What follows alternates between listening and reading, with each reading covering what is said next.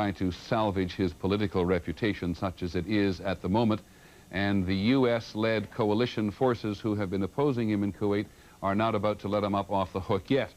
The president's spokesman, Marlon Fitzwater, said a little earlier today that the proposals made by Saddam Hussein on Baghdad radio overnight and the orders given to his troops to withdraw are not enough, because in that radio speech that the Iraqi president made, there was no obvious compliance with all of the UN resolutions for getting out of Kuwait on which the United States and other members of the Allied coalition insist.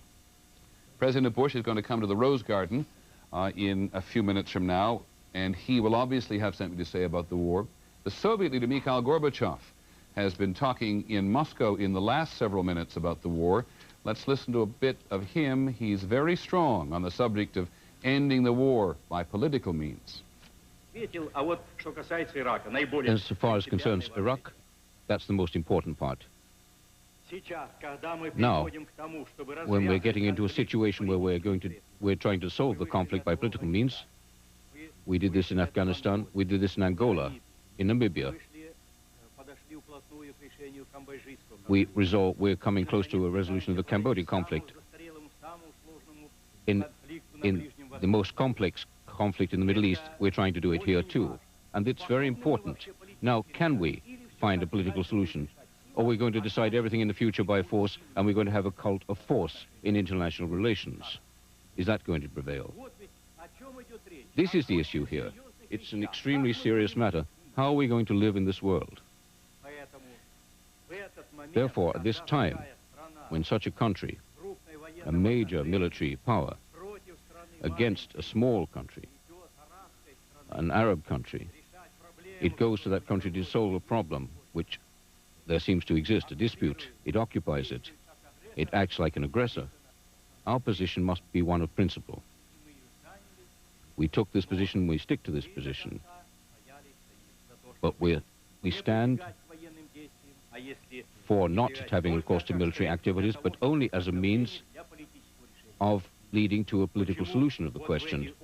Why, in these very difficult days, we've been in contact with Iraq, we continue to remain in contact. Incidentally, today, Hussein, when I was leaving Moscow, President of Iraq, Hussein, at night sent a telegram to us, to the Soviet Union, with a statement that he's withdrawing his troops from Kuwait. And there are even signs in Iraq that this is really happening. We urgently informed the United States, and we gave instructions to our representative in the Security Council, Vorontsov, immediately to begin to consider this statement of Hussein in the Security Council. Yes, the Security Council. So we're acting, and we'll continue to pursue the same course. I'd like to remind you that we made a statement at the time when wrongful measures were taken, although they tried to prove to us that they were limited measures, in a limited context and in connection with a concrete case of the fight against drugs and smuggling. This was done in connection with Panama and the president of that country. Nevertheless, as you will recall, in that regard, we made a governmental statement, and we had a conversation in Malta with the President of the United States.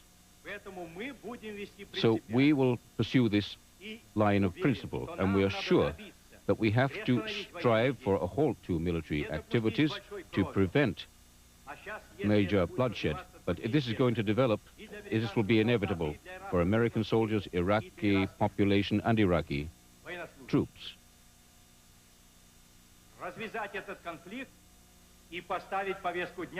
Should we put it on our agenda that we have to resolve the whole Middle East problem, because if we don't resolve this problem, we'll maintain a powder keg in that era, which will blow up the world. And what's happening right now in the Middle East shows how urgent this situation is. President Gorbachev talking in Minsk, not in Moscow, as I said at the beginning, making his first domestic trip in 6 months to Belarus. And you see there some of the personal resentment that we've been hearing a little about over the last several days, that the United States went right on past or went right around Mr. Gorbachev's attempt to resolve the situation in the Persian Gulf by political means before the ground war broke out. You'll recall those last-minute diplomatic efforts made by him and his Middle East envoy, and their early resentment that the ground war started because, in the view of the Allied coalition, the Soviets were not able to extract from the Iraqis the number of the complete set of resolutions, compliance with UN resolutions, which the White House, by the way, this morning continues to insist on. The President's going to come and talk in just a few minutes. In about 15 minutes, we're going to have the first American military briefing of the day to give us a situation on the battlefield. Here's one for you right out of left field that will tell you a little bit about the state of the world in the wake of the Cold War. The Supreme Commander of North Korea, the North Korean People's Army, has ordered all units of the military to take up combat mobilization positions. This is the North Korean news agency, monitored in Tokyo. This is a legitimate self-defensive step to cope with the new war provocation moves of the United States and the South Korean puppets. We'll keep track of that one, but it tells you the world is still a very tense place. The Emir of Kuwait has signed a decree proclaiming martial law in all parts of Kuwait. As of today, for 3 months, the Allied forces are very close to Kuwait City, perhaps some of them even in Kuwait City. Kuwait is in the process of being liberated. While we wait for the President, let's go to Saudi Arabia and Sam Donaldson. Sam. Well, Peter, from all reports, organized resistance by the Iraqis in Kuwait has simply collapsed. They're just giving up. We've shown you some dramatic pictures earlier today on the air, but I think they're worth looking at again, of one particular Iraqi unit, 4 soldiers coming out of a dugout, their bunker, and surrendering to U.S. Marines. And I'm going to be quiet and just let you listen and watch this scene of abject humiliation and surrender.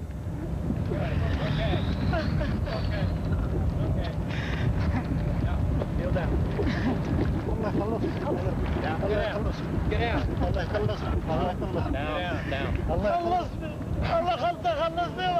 Now, that's just 4 prisoners, but that's happening all across the theater. The last estimate was 20,000 prisoners, but that's at least doubled now, and we may hear by the time of the briefing that it's quadrupled.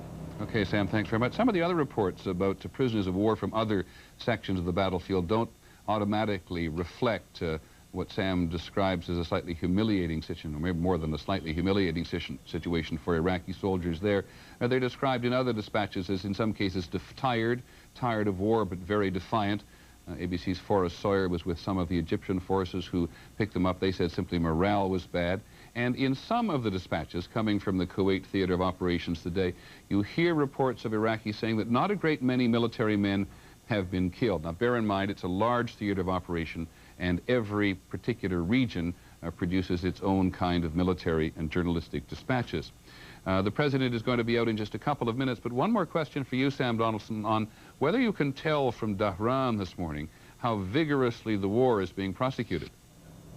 Well, Peter, earlier today we could hear planes taking off from a nearby air base very regularly. In fact, the pace seemed to be as great as it had been ever since the ground war began. But in the last several hours, I must say, there has been a diminution of that.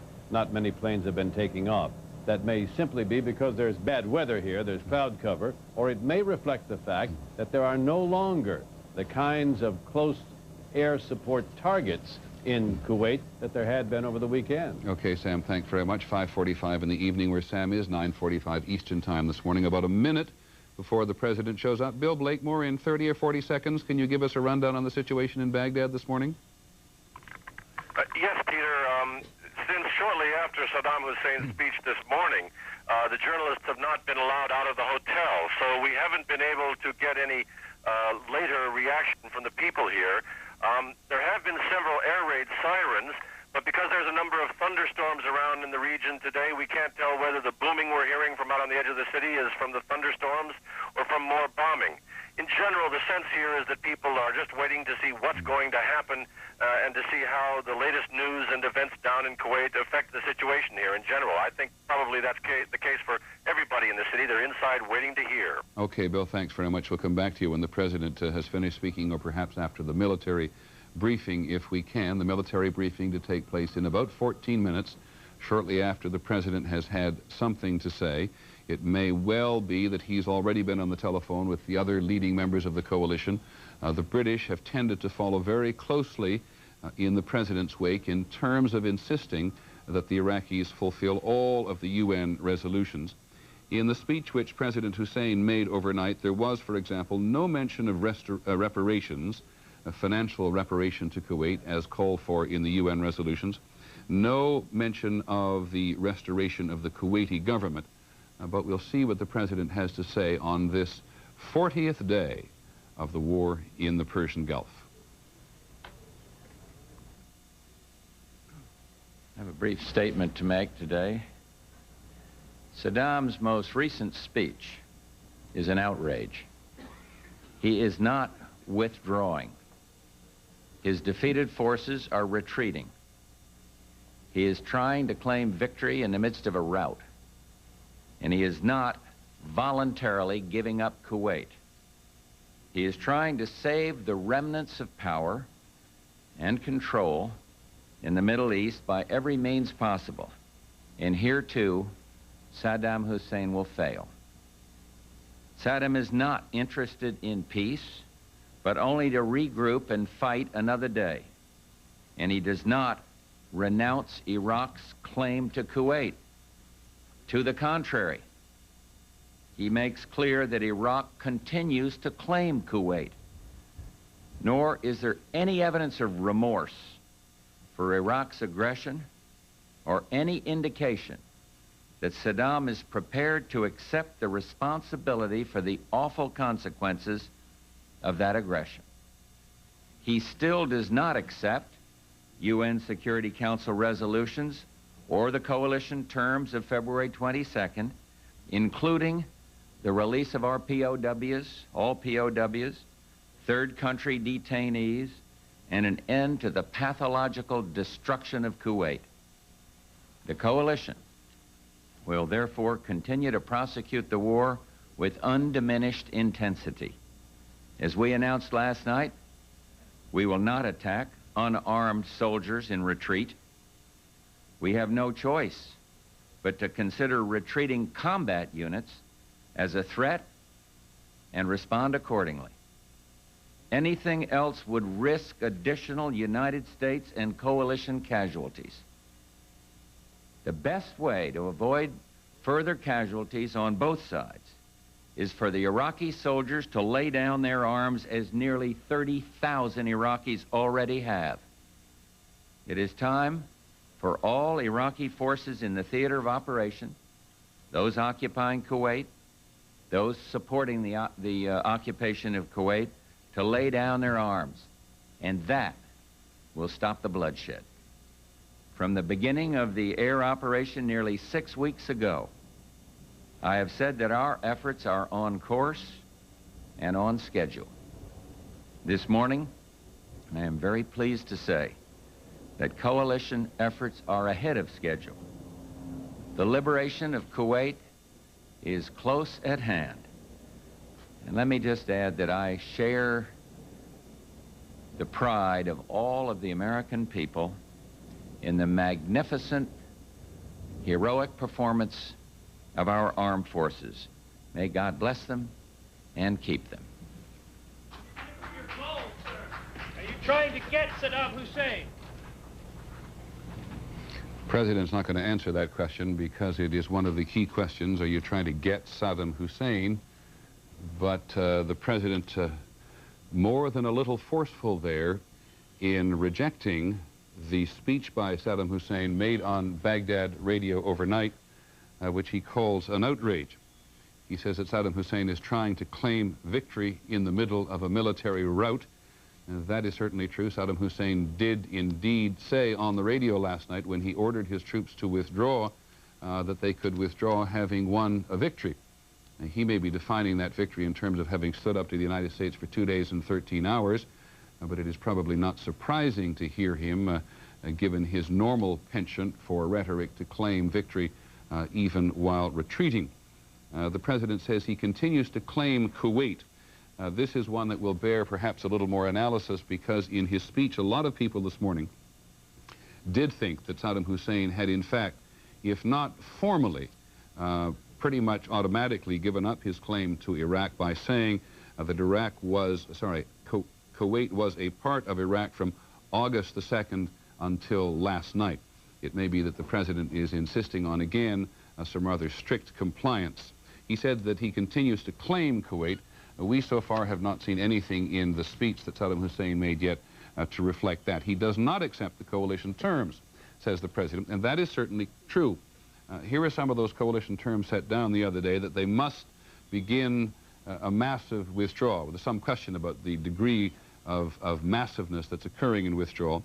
Within 48 hours, they had to leave Kuwait City, but that was on the weekend, don't forget. These are demands which have already been bypassed. Within a week, Iraq must return all forces to positions they held on August the 1st. That's the day before the invasion.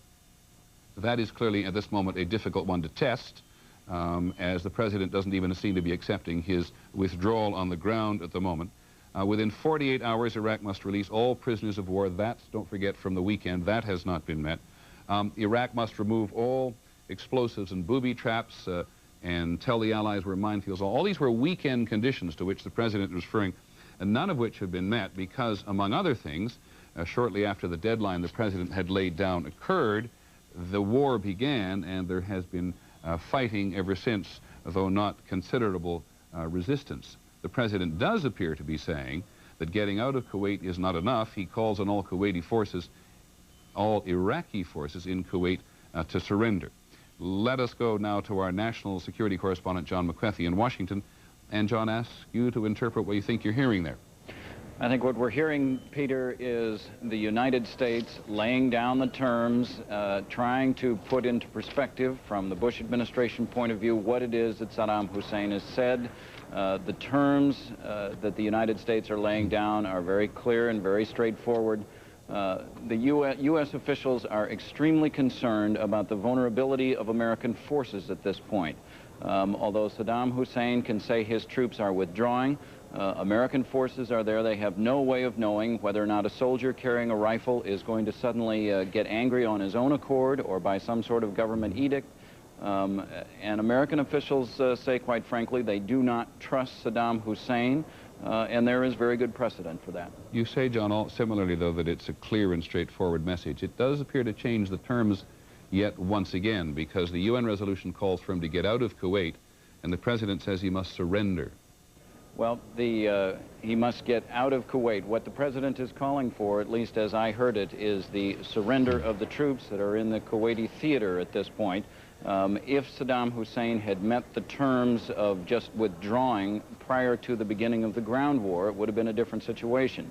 Now what the United States is saying is, because our forces are intermingled, they must lay down their arms. Is it your sense, in listening to all of the voices in Washington this morning, that the only thing that is going to resolve this now is a full-scale Iraqi surrender in Kuwait? I think what the U.S. is calling for here is for Saddam Hussein to acknowledge all of the UN resolutions and to say in public, both at the United Nations and to his forces, that they must lay down their arms. Okay, John McCarthy, thanks very much, which raises the whole question as to whether or not at a Security Council meeting today the Iraqis will do that. The Iraqi ambassador is at the United Nations. The Soviets have been pushing for another Security Council meeting. The Soviets have been the ones taking the lead in terms of trying to get a ceasefire, but as John McCarthy and others have said even earlier today, it is deemed as vital in Washington now that the Iraqis come forward, make their position known, and ask for the ceasefire. Let us go to the Pentagon now, where ABC's Bob Zelnick is standing by. And Bob, we got about 5 minutes before the military briefing. What do you know? Peter, it's very clear in this building that the feeling is widespread that the end of hostilities are not far away, one way or another, either by Iraqi surrender or by U.S. conquest of Kuwait and portions of Iraq. It's also clear that at the end of the war, there will be U.S. forces on Iraqi soil. And one plan being discussed in the administration, according to Pentagon sources, is to keep those forces in place. They will also control the Rumallah oil fields that belong to Iraq, and that may be one way the administration is contemplating enforcing the Security Council demand that Iraq make reparations to Kuwait for what appears to be tens of billions of dollars worth of damage. Bob, it may be that we'll get this in the military briefing, but if we don't, perhaps you can answer it beforehand. There's some reports this morning that the Republican Guard in the north eastern part of Kuwait, is trying to get out of Kuwait, but is surrounded by Allied forces and may or may not be trying to fight its way out? I don't have reports that they're trying to fight their way out. We do know that Allied forces have reached the banks of the Euphrates River. They have the Republican Guards in a basically isolated situation where they can do incalculable damage to them in the hours ahead, and it is anticipated that great numbers of them will be surrendering. Okay, the Republican Guard is, of course, excuse me, the crown jewel in the defense of Saddam Hussein's authority in Iraq. The president says this morning that Saddam Hussein is trying to, or Saddam as he just calls him, trying to save his remnants of power in the Middle East. Certainly he is indeed trying to do that. And what this now brings into play, of course, is the Get Saddam lobby. And it's a fairly wide lobby. It goes wide and it goes deep. The question that is not very often answered is how you get Saddam. John McCarthy, let me come back to you for a second. When people talk about getting Saddam in Washington, what are their ideas?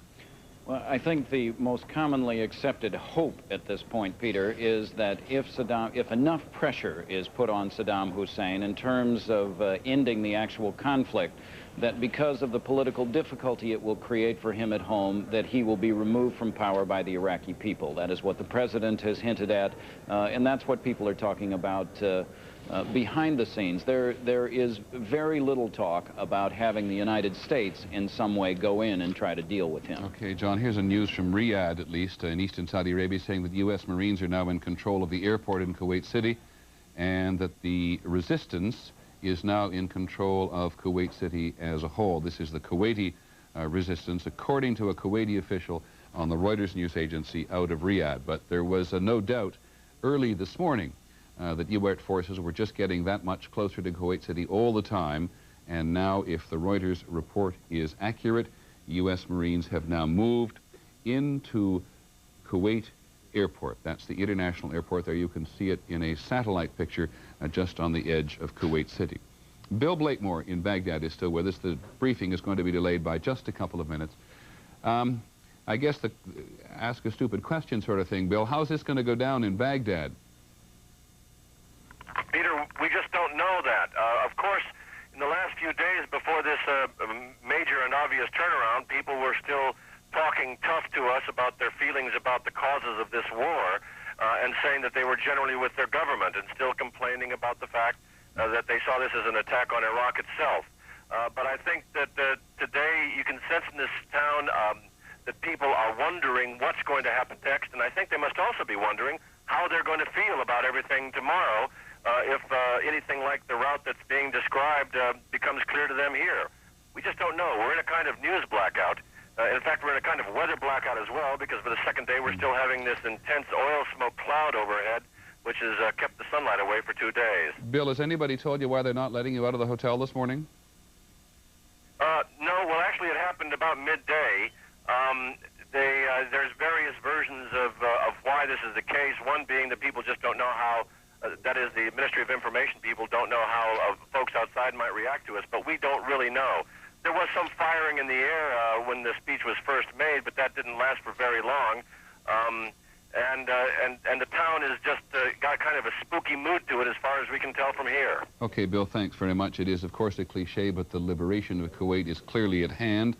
Just to repeat, the Reuters news agency says Marines are already at the Kuwait International Airport in Kuwait City. The Emir of Kuwait, who's the leader of Kuwait, is still in Saudi Arabia, has signed a proclamation declaring martial law there as of today for the next 3 months, and the Kuwaiti government in exile has moved from the Saudi Arabian summer capital in Taif down to Dhahran on the Persian Gulf itself in eastern Saudi Arabia, which puts them not very far away from Kuwait itself. And now let us go to the White House, because ABC's Britt Hume has come out. Again, Britt, you may not have been surprised. I'm not sure anybody truly was surprised. The president comes out once more, absolutely no compromise. Well, that's correct, Peter. And, of course, I think there are two matters of principal concern to the administration at the moment. One is the situation with the United States forces having penetrated fairly deeply into Iraq. And, of course, with a massive strategic retreat underway with weapons, obviously that poses a very dangerous situation if those troops were instructed to hold their fire No telling what could happen there. And there's also the question of the Republican Guard. There was some feeling that perhaps the Republican Guard, if it didn't seek to come down into Kuwait during the course of the land conflict, would be left alone. But officials here have told me, no. There was great worry that the Republican Guard could remain on the border there and be a continuing problem for peace and stability in the region, that phrase under which a lot of what the administration will do from now on from the UN resolutions will be justified. Britt, let me ask you the same question I asked John McWethy, and I think all sorts of people are asking themselves. How do you get Saddam Hussein? What are they talking about in the back rooms of the White House? Well, Peter, I can tell you authoritatively that in the back rooms of the White House, the working assumption has been that they would not be able to get Saddam Hussein. He may fall, he may be undone by his own people, but there's nothing that the coalition forces intend to do to directly get him. And one of the reasons why there's such preoccupation with making sure that, if not all, the overwhelming bulk of his military apparatus is either neutralized or destroyed is the assumption, the working assumption they're using, which is that he's still going to be around. Okay, Britt Hume, thanks very much. Let's bring in our military analyst, Tony Kortesman, here for a dose of military political reality on this subject. Tony, Saddam Hussein has an enormous number of forces quite safely, or reasonably safely, at home in Iraq, doesn't he?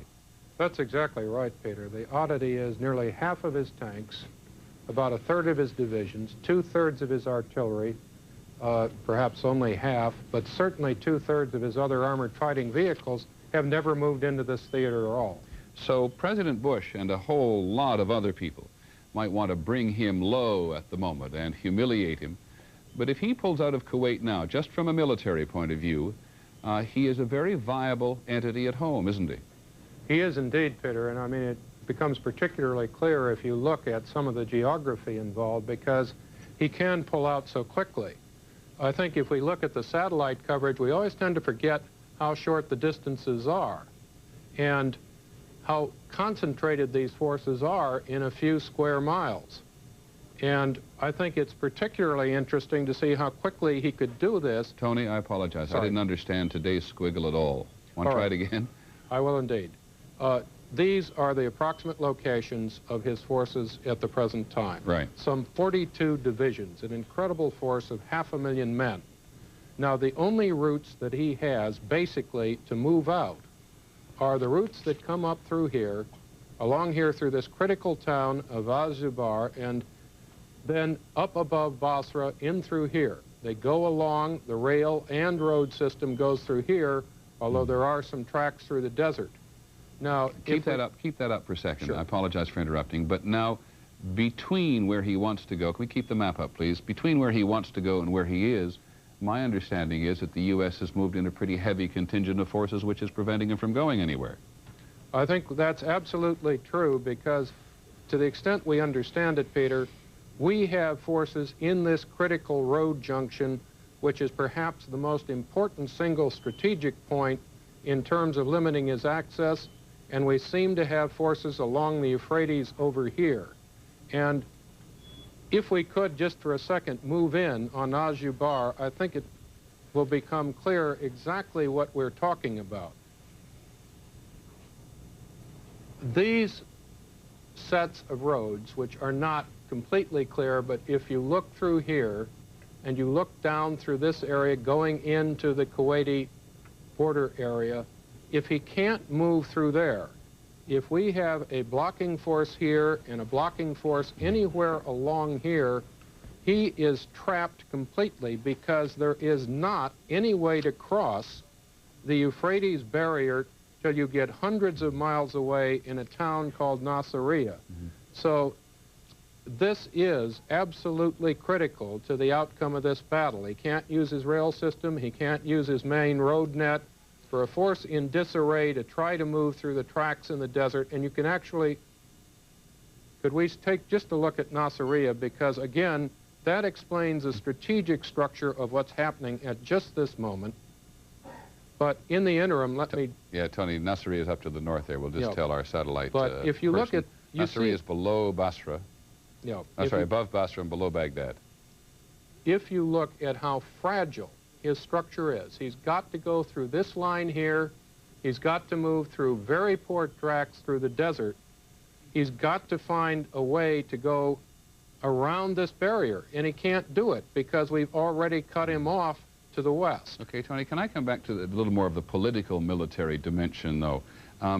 You make the point that he has a large number of forces at home. He has a lot of equipment at home. He is a viable military political entity at home until someone on the Revolutionary Command Council or some colonel decides to take a shot at overthrowing him. That's perfectly true. I think what we have to remember, though, is in studying the Iran-Iraq War, I came across over 200 press reports of military coup attempts against Saddam Hussein in the course of an 8-year war. I could confirm that there might be some truth in exactly 2 of them. He's had 8 years in which to practice creating a system for exerting control. So it is certainly possible.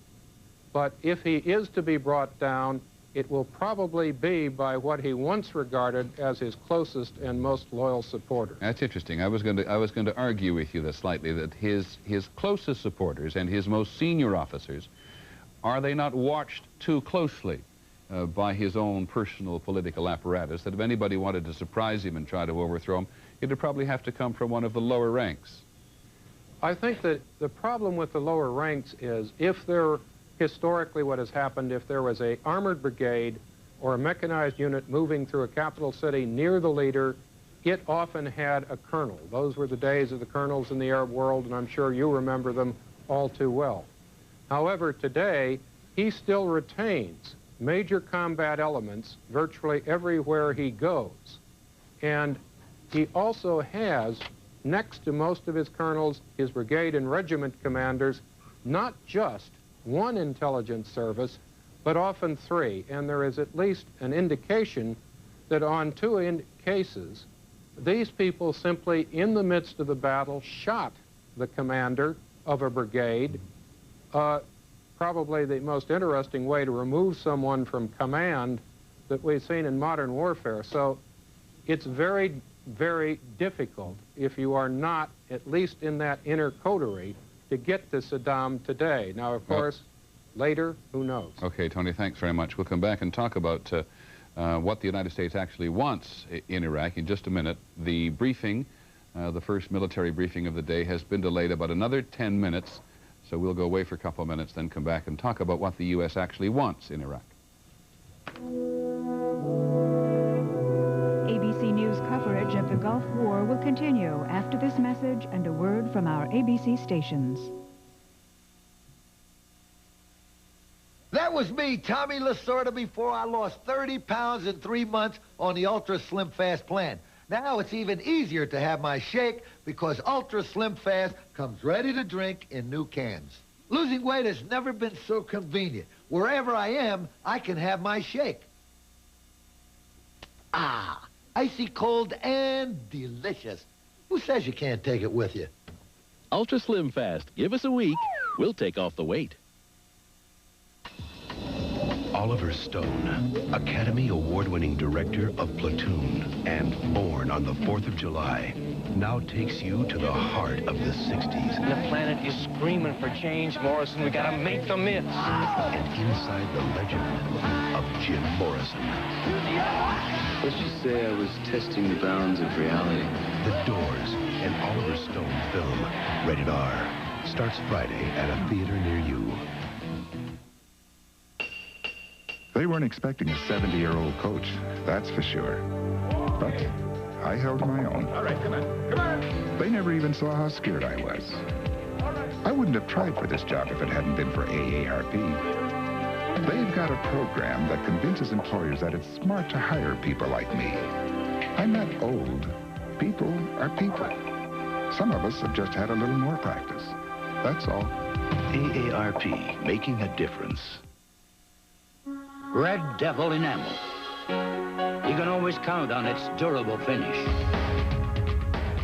Harder than ordinary paint, its beauty lasts and lasts. Red Devil enamel for the finish of a lifetime. Why do I enjoy healthier Alpine lace, low cholesterol and low sodium Swiss low cheese? Because it tastes so good. And now it's even lower in fat. The healthy and tasty Swiss low cheese tastes so good from Alpine lace. This is ABC. Today at 3, Melissa Gilbert is lured by innocent love into a deadly nightmare. And then Live at 5 takes you live. Right on the scene where the news is happening here on 13. Today, millions of Miracle Grow gardeners are getting wonderful results with this amazing invention. The Miracle Grow no-clog garden feeder. It's the fastest, easiest feeder I've ever used. Well, now you can use it to feed your lawn. Because now there's Miracle Grow lawn food. It makes lawn care so easy. Just drop in and spray on. You'll feed your whole lawn in minutes. You'll see lush green results in days. Stern's Miracle Grow lawn food. For a Miracle Grow lawn you'll be proud of. Hi. I've got more news from Max Factor. Everyone wants fat lashes. That's why Max Factor created 2,000-calorie mascara. It actually plumps your lashes up to 300% thicker. The anti-clump brush sweeps on 2,000-calorie mascara so smoothly, there's no spiking. It thickens, lengthens, curls, and separates. 2,000-calorie mascara from Max Factor. The only thing you gain is fat lashes.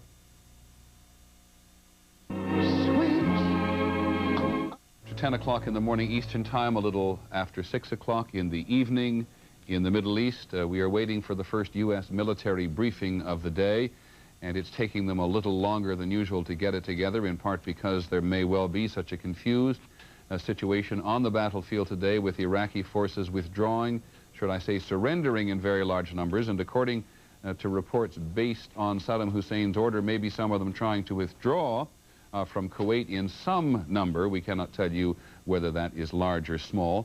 But while we wait to come out, the president has had something to say about President Saddam Hussein's offer to withdraw, or his actual order for his troops to withdraw from Kuwait. The president said this morning that his speech on Baghdad radio last night was an outrage, that Saddam Hussein is trying to claim victory in the Middle East in the middle of a rout, which is perfectly accurate.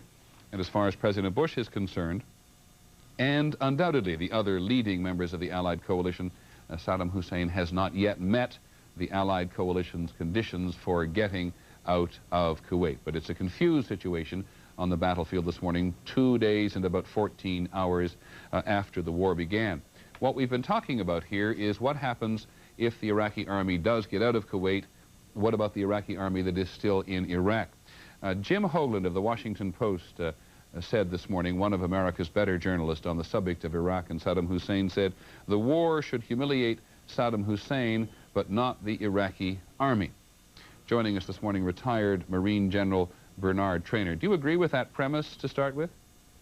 I think so, Peter. The Iraqi army has never really been associated with the Ba'athist Socialist Party of Saddam Hussein, and has always been viewed by Saddam Hussein as a threat to him. And that's the reason you have the Republican Guards as a counterforce. Be a little more specific about the role the Republican Guard plays in a non-wartime situation.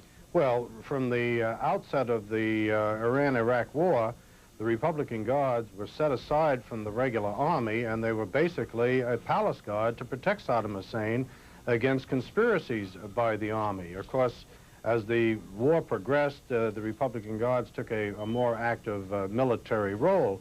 But Saddam Hussein was always suspicious of the army. Now, his senior officers were pretty much under his thumb, and indeed, they owed a great deal of their position and power to the fact that they were loyal to Saddam Hussein. Now, some of the Republican Guard, General Traynor, is in Kuwait and allegedly surrounded by American forces, but some of it is in southern Iraq, may also be surrounded by American forces. If the Republican Guard is at home and Saddam Hussein manages to get his troops out of Kuwait, with or without their equipment, is he, in your view, reasonably safe politically? Yes, as long as he has the Republican Guards and the leadership of the Guards remain loyal to him, and he can draw on the equipment of some of those regular army units that are still inside Iraq to continue to protect himself. After all, this fellow is a survivor.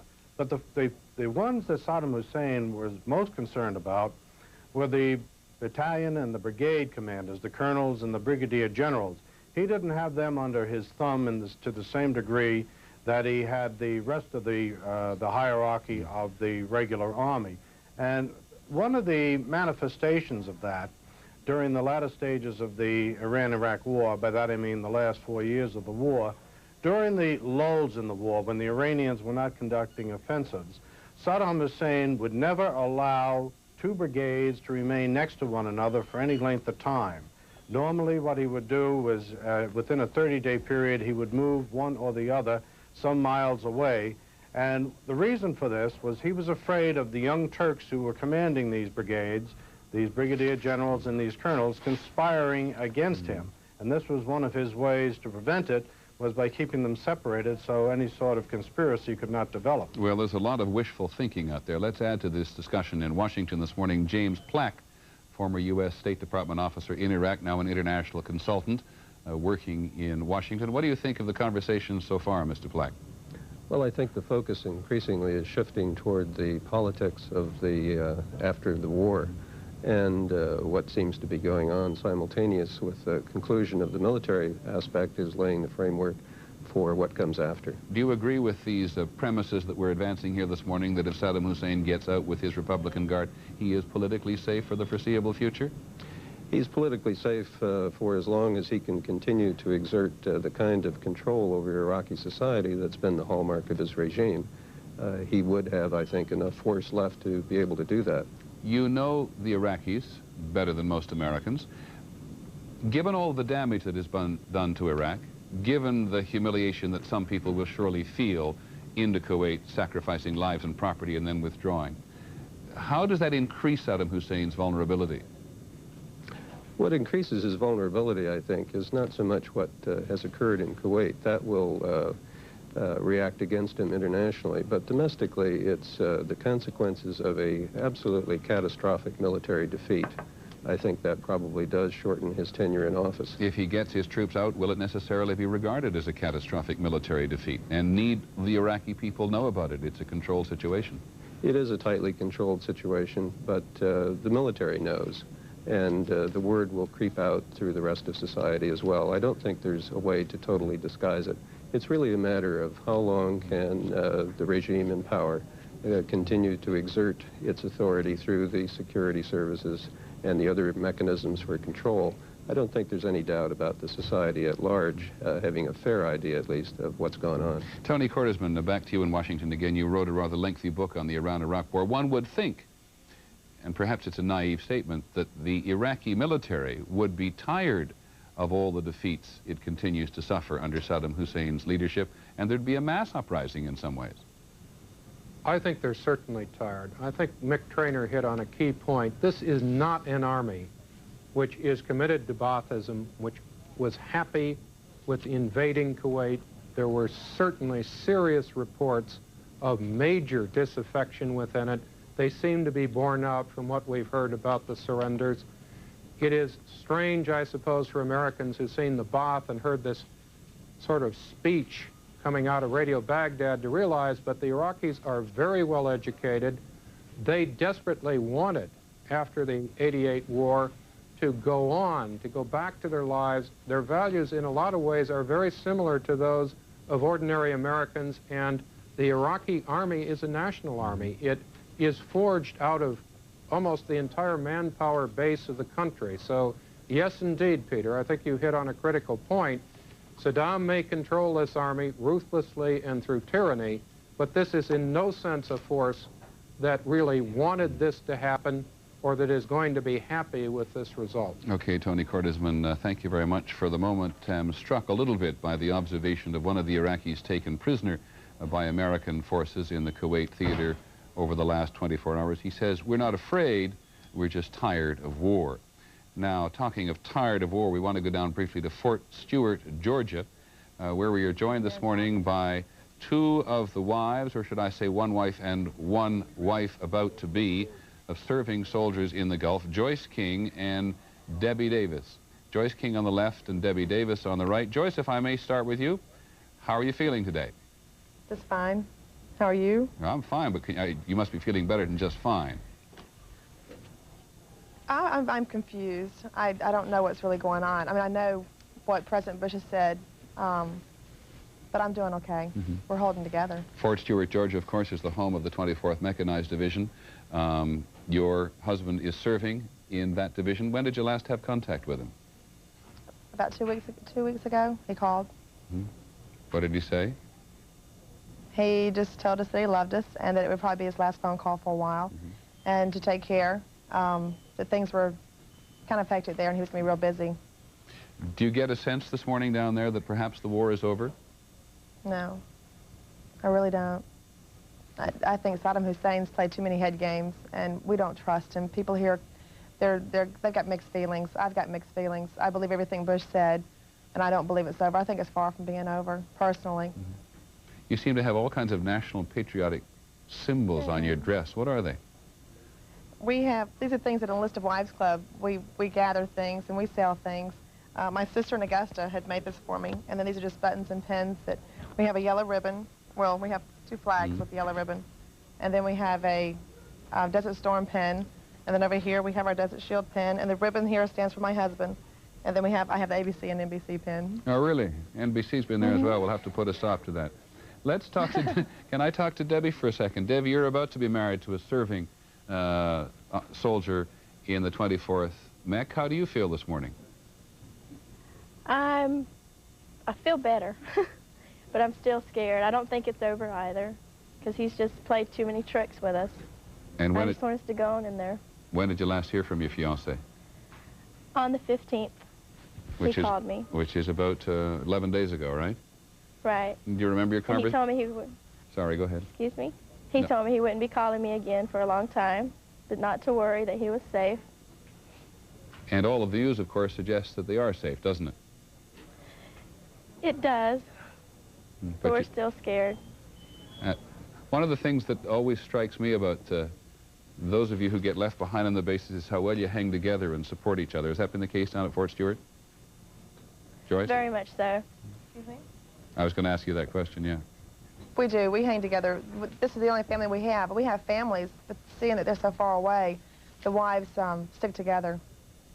Okay. Well, thanks for letting us intrude this morning. It's nice to see you both. It's nice to see a smile on your face, anyway. Thank you. Okay, Thank you. Thanks very much. Joyce King and Debbie Davis. We're waiting for the military briefing, which is going to be in about 7 minutes from now. We're told at 10:30, though it'll happen when they show up. In the meantime, we'll be back in just a minute.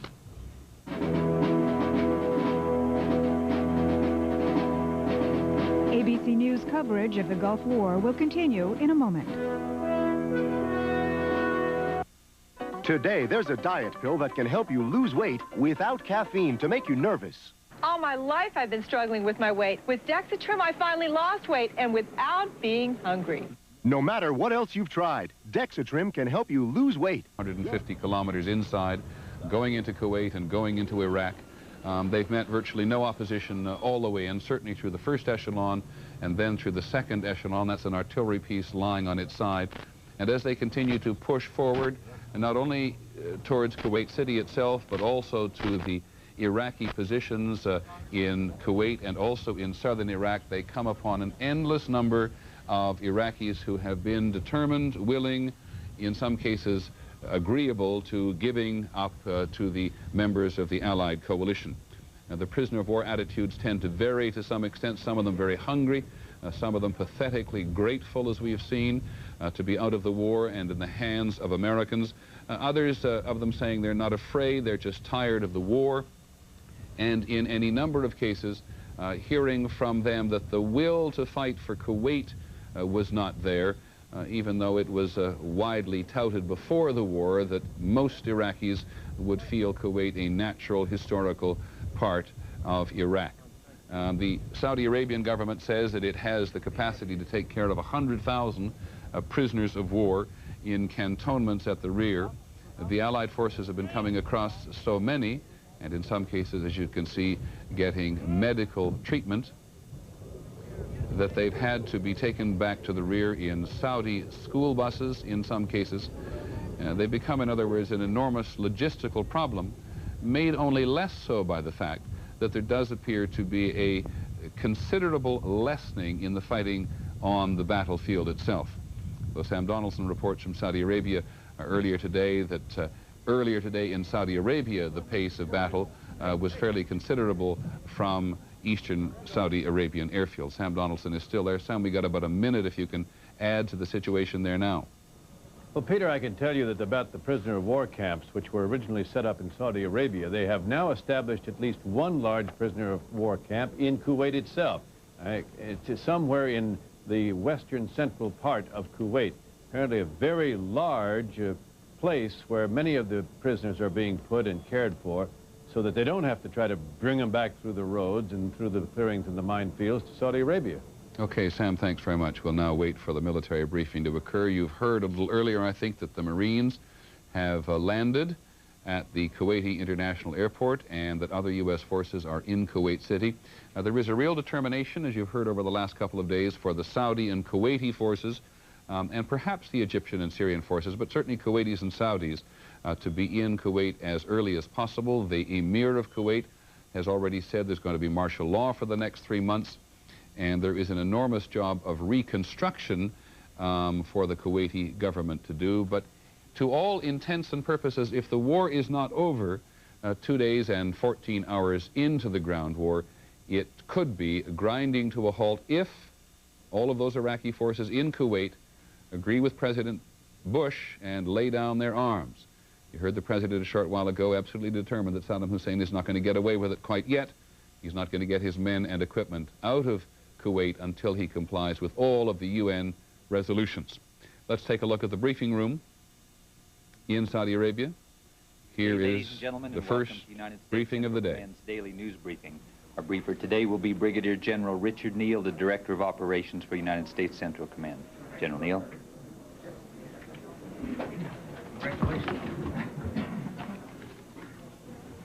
Good evening, ladies and gentlemen.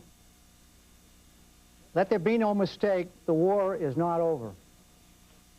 Portions of the Iraqi army are still in Kuwait, including Kuwait City, and remain a threat to our coalition forces and to the Kuwait City populace. Our campaign plan is ahead of schedule, and we continue our attacks from the land, the sea, and the air, and will continue them until otherwise directed. Operational security considerations remain in effect, and as such will limit the level of detail in which I'll be able to describe what is occurring on the battlefield. In connection with this, let me again remind you that the battlefield situation is dynamic, ever-changing, and my comments are mostly due to initial reports and therefore are likely to change, but we'll attempt to keep you updated. As you all know, at 8:23 last night, a Scud was launched from southern Iraq. The warhead struck a single-level corrugated building occupied by U.S. forces. 28 American soldiers were killed, 100 were wounded. The casualties were taken to a combination of U.S. and Saudi hospitals, with the more seriously injured being ready for evacuation to other hospitals outside the area of responsibility.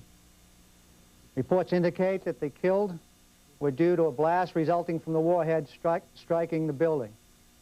The investigation is still underway. We are now into the 3rd day of the ground campaign and the 40th day of Operation Desert Storm, correction. We continued our attacks throughout last night and are continuing our attacks today. We are defeating Iraqi forces throughout the KTO, and as I stated last night, we are ahead of schedule in achieving our planned objectives. Coalition forces have thus far in the ground campaign destroyed or rendered combat ineffective, 21 Iraqi divisions. And as predicted by General Schwarzkopf the other day, the remainder of their military is collapsing across the front. Saddam Hussein has described what is occurring as a withdrawal.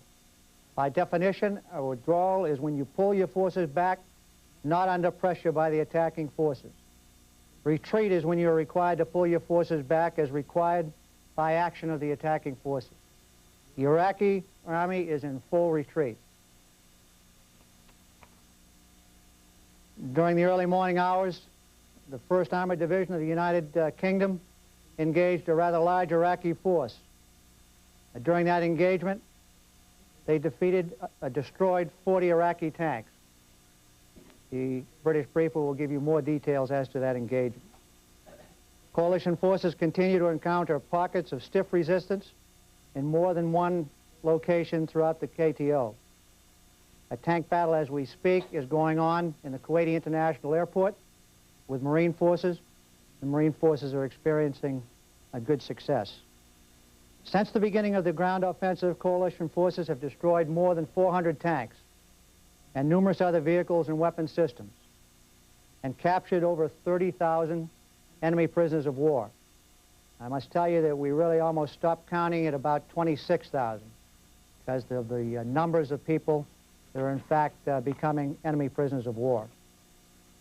U.S. casualties, the casualties have remained extremely light.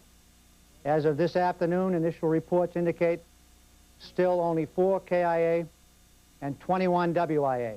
Of course, these figures do not include the 28 soldiers that were killed during the Scud attack. As soon as that is processed through, they obviously will be added to the total. Air operations, our U.S. Air Force, Marine Corps, Navy, and coalition air forces continue their air campaign, which includes substantial support for the ground operations. Yesterday, we flew over 3,000 missions again, including 1,400 in the Kuwaiti theater of operations. Over half of that 1,400 sorties were used in close air support missions. Today, the tempo of air operations continue at about the same level and pace. Naval forces and naval and marine amphibious forces continue to operate all along the Kuwaiti coast. In closing, let me underscore the fact that U.S. and coalition forces continue the campaign. We will continue to attack through the use of air, ground, and naval forces. We hope that we will be able to give you a complete brief on our scheme of maneuver and the results of that scheme of maneuver within the next 24 to 48 hours. That completes my prepared remarks. I'm ready for your questions. Yes, sir. Have there been any major engagements with or tests of the Republican Guard yet? We have engaged Republican Guard forces, and we're experiencing the same success that we had against the other forces that we've engaged throughout the battlefield. Just while General Neal continues his briefing there, he says there are still Iraqi forces in Kuwait and Kuwait City. Just moments ago, the Kuwaiti government, which has been in exile since August, is declaring Kuwait City liberated. Positions, and we're outflanking them, outmaneuvering them, and destroying them in place. Yes, sir. General, can you describe a little bit more of the situation in Kuwait City, both in terms of the retreat that you're talking about, as well as the type of fighting that's going on now, aside from what you've already described going on at the airport? Well, we're not in the actual in-the-city environs right yet. At the Kuwaiti International Airport, I don't know if you're familiar with that, that is outside the city a bit, and that there is an intense tank battle going on right now, and the initial reports are the Marines are carrying the day in that battle. Other Marine forces and Army forces are moving towards the outer limits and suburban areas of the Kuwait city environs, and I'll leave it at that. So what's the status? Richard? What's the status of the Iraqis? Are they retreating from Kuwait City itself? Do you see the roads, for instance? They're retreating across the theater, Kuwait City being just one of those places that they're retreating from, and we're attacking them. That retreat is being brought about by the offensive action by the U.S. and coalition forces. Richard? I've been given a piece of paper here. It's an AP story that says the Kuwaiti government is declaring Kuwait City liberated. I want to know your comment on that, and also, since you control that crossroads to the west of Kuwait City, that seems to control the city itself. Is anybody who's in Kuwait City able to get out without you knowing about it? I'm not ready to comment on whether they can get out without us knowing about it, but I'll say, relative to that statement, and obviously that's the first time I've heard it, is Kuwait City will be liberated, but I can't make that comment yet. Yes, sir? You said right at the start, you said the war is not over. Let us make no mistake about that. But clearly, you are dominating the battle. Are you able to say that the end is near? No, I think I'll use Yogi Berra. It's not over till it's over, and that's not being flippant. I think we've got to be very careful. There's still people engaged in combat out there, and until he has agreed to the coalition, to the resolutions by the UN, or until we defeat every member of his armed forces, then it's not over. Rick? General, at the beginning of all this, back in August, and for several months, Saddam Hussein made use of hostages. Now we're getting reports out of Kuwait City that the Iraqis have retreated with Kuwaiti hostages. Do you have any information on that? I've heard those reports, and I've seen some of those reports, Rick, but I can't give you a definitive answer on if, in fact, they're using them as a security blanket or as a shield for their retreat. I would hope that they're not, but anything is possible with some of the atrocities and things that have occurred within Kuwait City. And I'm not sure that because we're engaged with them and they're retreating, that in fact they have changed their modus operandi today. Yes, sir. Regarding the oil burning, the dwell, what's the situation? We're still talking about 590 wells burning, a substantial number of facilities destroyed. I was looking at a report that I received just prior to coming out here. Some tank farms are burning. Refineries are shut down with extensive damage. Another refinery destroyed. Burning storage tanks. So the continuation, as they exit the area, as they're being engaged and being pursued by U.S. and coalition forces, they have still attempted to destroy the infrastructure of Kuwait. And our aggressive action, I think, hopefully is substantially reducing this tragedy, but in fact, there still are incidents of them destroying these wells. Yes, sir? Yeah. Given what the environmental atrocities that are going on, can you give us an estimate as to when either the U.S. Army Corps of Engineers or the specialists can go in there to cap these wells, you know, and to end this environmental mess that's going on up there?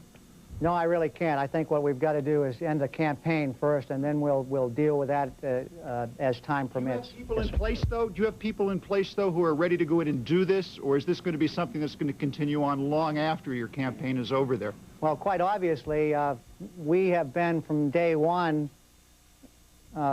very confident that we were going to be victorious in this effort of ejecting him from Kuwait. And so going along with that confidence, obviously prudent planning would say that you're going to make sure that you cover every eventuality. So long-winded answer, of course we've got plans for helping the Kuwaiti people get their country back on their feet. Yes, sir. You said at the beginning that the Iraqi army was in full retreat. In an overall picture, not narrowly, how are they retreating in terms of, are they trying to with arms and armor? That's correct. We have not seen any indication, except for those that have turned themselves in as enemy prisoners of war. We have seen no indication that they are laying down their weapons and walking or getting back to the Iraq border. Quite the opposite. We are engaged with them. We're in pursuit with them. They're stopping and fighting. We're overwhelming them and defeating them in place. So they are retreating, but they're retreating under fire from attacking forces. And they're running into you wherever they're going, wherever they're heading? It's not an easy equation for them to move about. I'll put it that's probably the best way I can leave it. Yes, sir. General, can the army in the Iraqi army in the area of operations retreat over the rivers into the rest of Iraq?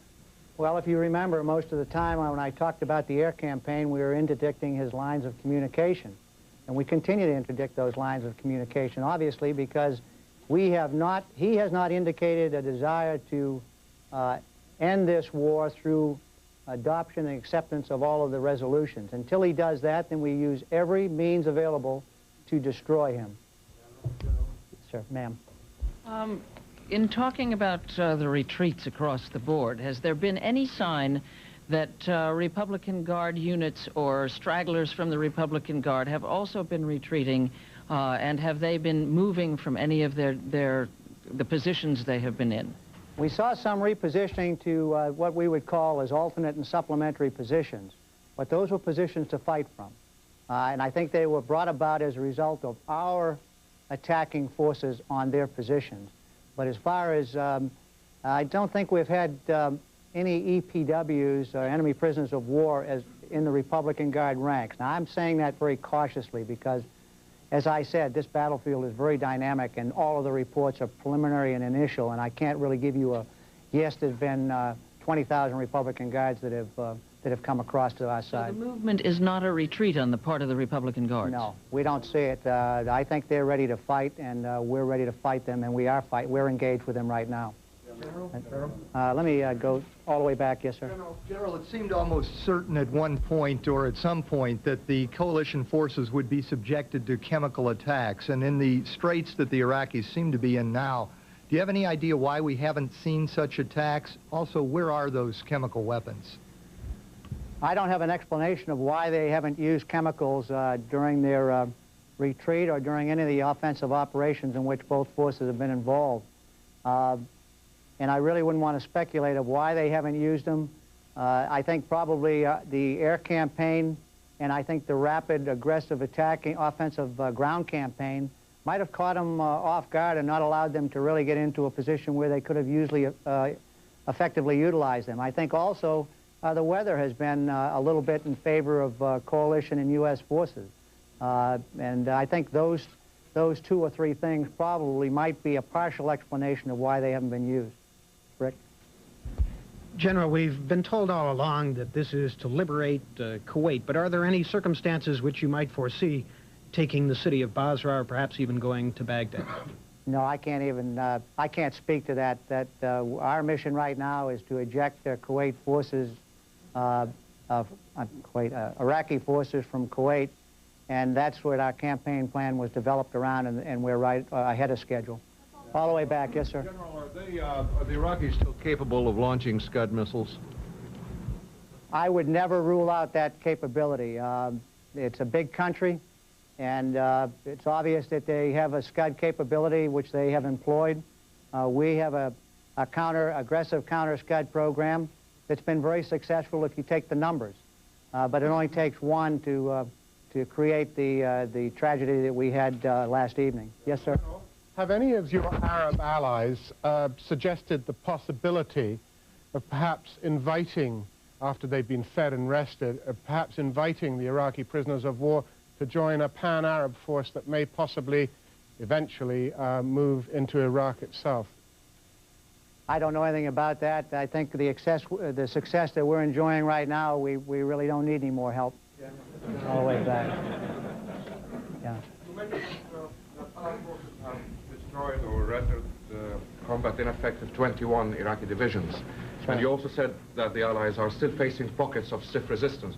Could you tell us what proportion of Iraqi forces inside Kuwait are still offering such resistance? Are we talking about division size, brigade size, or just scattered Well, I units? think, yeah, I can't give you a definitive answer if, in fact, it's division or brigade.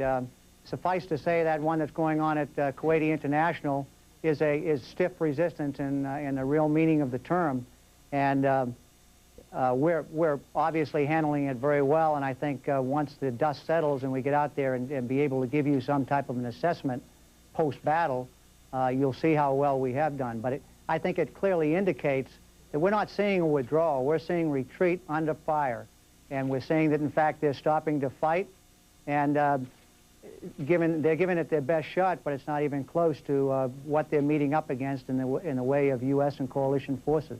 Let me come over here for a minute. Yes, sir. General, in your opening statement, you indicated you're going to spill all the operational beans in 24 to 48 hours. Yes, sir.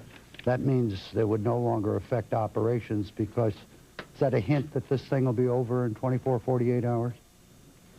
Those are your words, Pat, not mine, but we're moving ahead of schedule, as I said. The campaign plan has been executed almost flawlessly. We've learned as we've gone, and we've applied those things that we needed to change. The leadership has been superb. The weapons have performed in an outstanding fashion. I think most of all the young troopers have just been beyond your wild imagination. Anything we asked for, they've been able to do. So we've been in, you know, it's been a total effort, both coalition and U.S., and everyone has performed with distinction. Yes, sir. You've had plenty of time to study the Iraqi army and plan this campaign, but is there a sense of surprise in Central Command higher levels that this has been this easy so far? I don't think I would use the term surprise. I think we had every confidence in both the ground and the air campaign, and I think the complementary nature of those two aspects of the campaign just bore the fruit that we knew was going to occur. Maybe we might say we're ahead of schedule, so that would imply that in fact it might have been We might have thought there would be bigger battles to be fought, but don't let me tell you, the battle is not over. As I said, this war is ongoing. There's people as we speak out there in some very difficult circumstances, but they have performed with great courage and with great success to date, and we don't expect anything different as the war continues. All the way back. Yes, sir. At this critical stage of the operation, how coordination between the different commands is going about?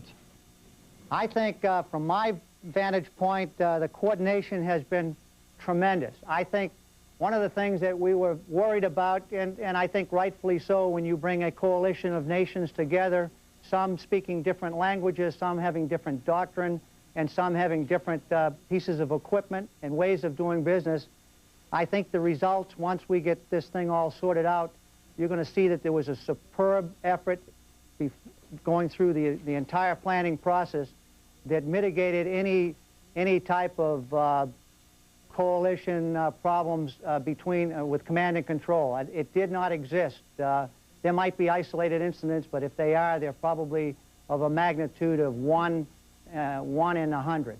So I think, a long-winded answer to your question, I think it's been very, very, very successful because it was well planned, and most importantly, it was well executed. Yes, sir.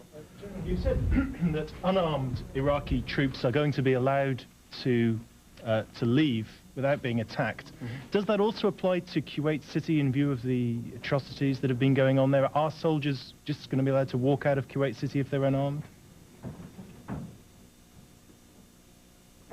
You're talking about if they lay down their arms and if they come out unarmed. What I'm suggesting is that if there is maybe someone in Kuwait City who is guilty of an atrocity and they just throw down their weapons and walk out, you presumably don't want that to happen, but what steps and precautions are you taking? I tell you the truth, I haven't even thought through that one. I wouldn't even dare speculate on it. I think that statement has been made about if they lay down their arms that they'll be allowed to walk back to Iraq. So we'll probably have to take a look at that. Quite frankly, I hadn't even thought about it. General Richard Neal giving the press the first military briefing of the day with perhaps the great understatement of the whole ground campaign that the Allied forces are ahead of schedule. There are going to be a lot of people out there arguing this is an enormous victory for air power, but all across the front, General Neal says, the Iraqi forces are not withdrawing. They're in full retreat. In some cases, he says, they're retreating under fire. In a couple of cases, in at least the case of the National Guard, he also says they're retreating and then stopping and fighting, and we, to use his words, are taking care of them. 400 tanks destroyed so far in the ground campaign, saying at least, among other things, that the M1A1 tank is performing, I should say, very well on the ground. Now, there are a couple of things which he leaves a little open, but the Kuwaiti government exile is quite happy to fill in. He says that he's not quite sure, but there are Iraqi troops inside Kuwait City. The Iraqi government in exile just announced a couple of minutes ago that, in fact, Iraqi troops have pulled out of Kuwait City. We'll be hearing a lot in the next several days from the Kuwaiti government in exile. This was from Ministry of Information official in the Kuwaiti government. Now, there has been, as you know, this morning, this presidential rejection of President Saddam Hussein's terms for withdrawing his troops from Kuwait. That has been echoed. President Bush's rejection has been echoed by the British Prime Minister, John Major, who had a couple of comments just a short while ago. With all the Security Council resolutions. Instead, this morning, he reiterated his untrue claim that Kuwait is part of Iraq and threatened implicitly to return. He must know that meeting the Security Council resolutions is an essential step, and he must publicly and explicitly do so. I would say also to the House that I do believe we are now in a new situation with the beginning of the ground war. Our first concern in this situation has to be with the safety and security of our forces. That does mean we require all Iraqi forces in the theatre of operations, those occupying and those supporting the occupation of Kuwait, to abandon their weapons, their equipment, and withdraw. And until they do so, they will be treated as hostile. Saddam Hussein started this war on his terms. He must end it on the terms set out by the United Nations. Prime Minister John Major speaking in the... Within the parameters of where it would be attacked by our missile defense systems. All the way back, yes. Just back to to the retreat one more time. You say it's a full-scale retreat. Are the Iraqis... Okay, we're going to jump in right now. We've been watching Brigadier General Richard Neal taking questions following a briefing in Riyadh from Central Command, the headline of which that the war is not over. This despite a report from the Associated Press that the Kuwaiti Minister of Information is declaring that families out, watching for somebody to come down that expressway. We were looking for somebody to come down the expressway. We didn't know whether they would be Iraqi. We didn't know if we'd be the first. And the farther we got in, the more we realized this is a city that has not been visited by anybody from outside for a very long time. When you look at Kuwait, and again, as I told you before, I was last here several years ago, it is a city that has undergone a war. There's a great deal of rubble. The Emir's Palace around the corner from where we're standing right now has been completely destroyed. Hotels along the seafront are obviously burned out. Roads are blocked. We went by the American embassy where American diplomats held out so long. There's no American presence there at all yet. American troops are obviously not yet in Kuwait. We did see an Afghani presence. There were a couple of Afghan soldiers on the streets. I'm not quite sure where they came from. It's obvious something has happened here inside the city, a lot of hulks of automobiles and entire sections of Kuwait City which have been deserted. But it was a wonderful drive in because everybody we met was surprised to see us. And I can't imagine what it was like to liberate Paris, but I wouldn't be at all surprised if it was something very much like the drive we had into Kuwait City this evening. Guy walking through the desert.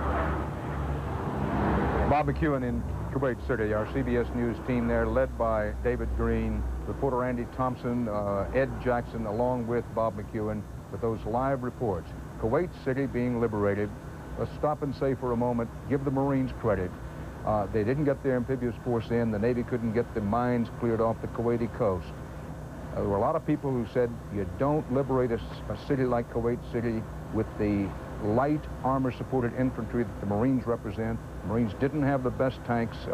They took on an Iraqi armored division beginning day before yesterday that did have heavy tanks. The Marines took that counterpunch, fought it off, fought their way on into Kuwait City, along with the Kuwaiti, Saudi Arabian, and other pan-Arab forces.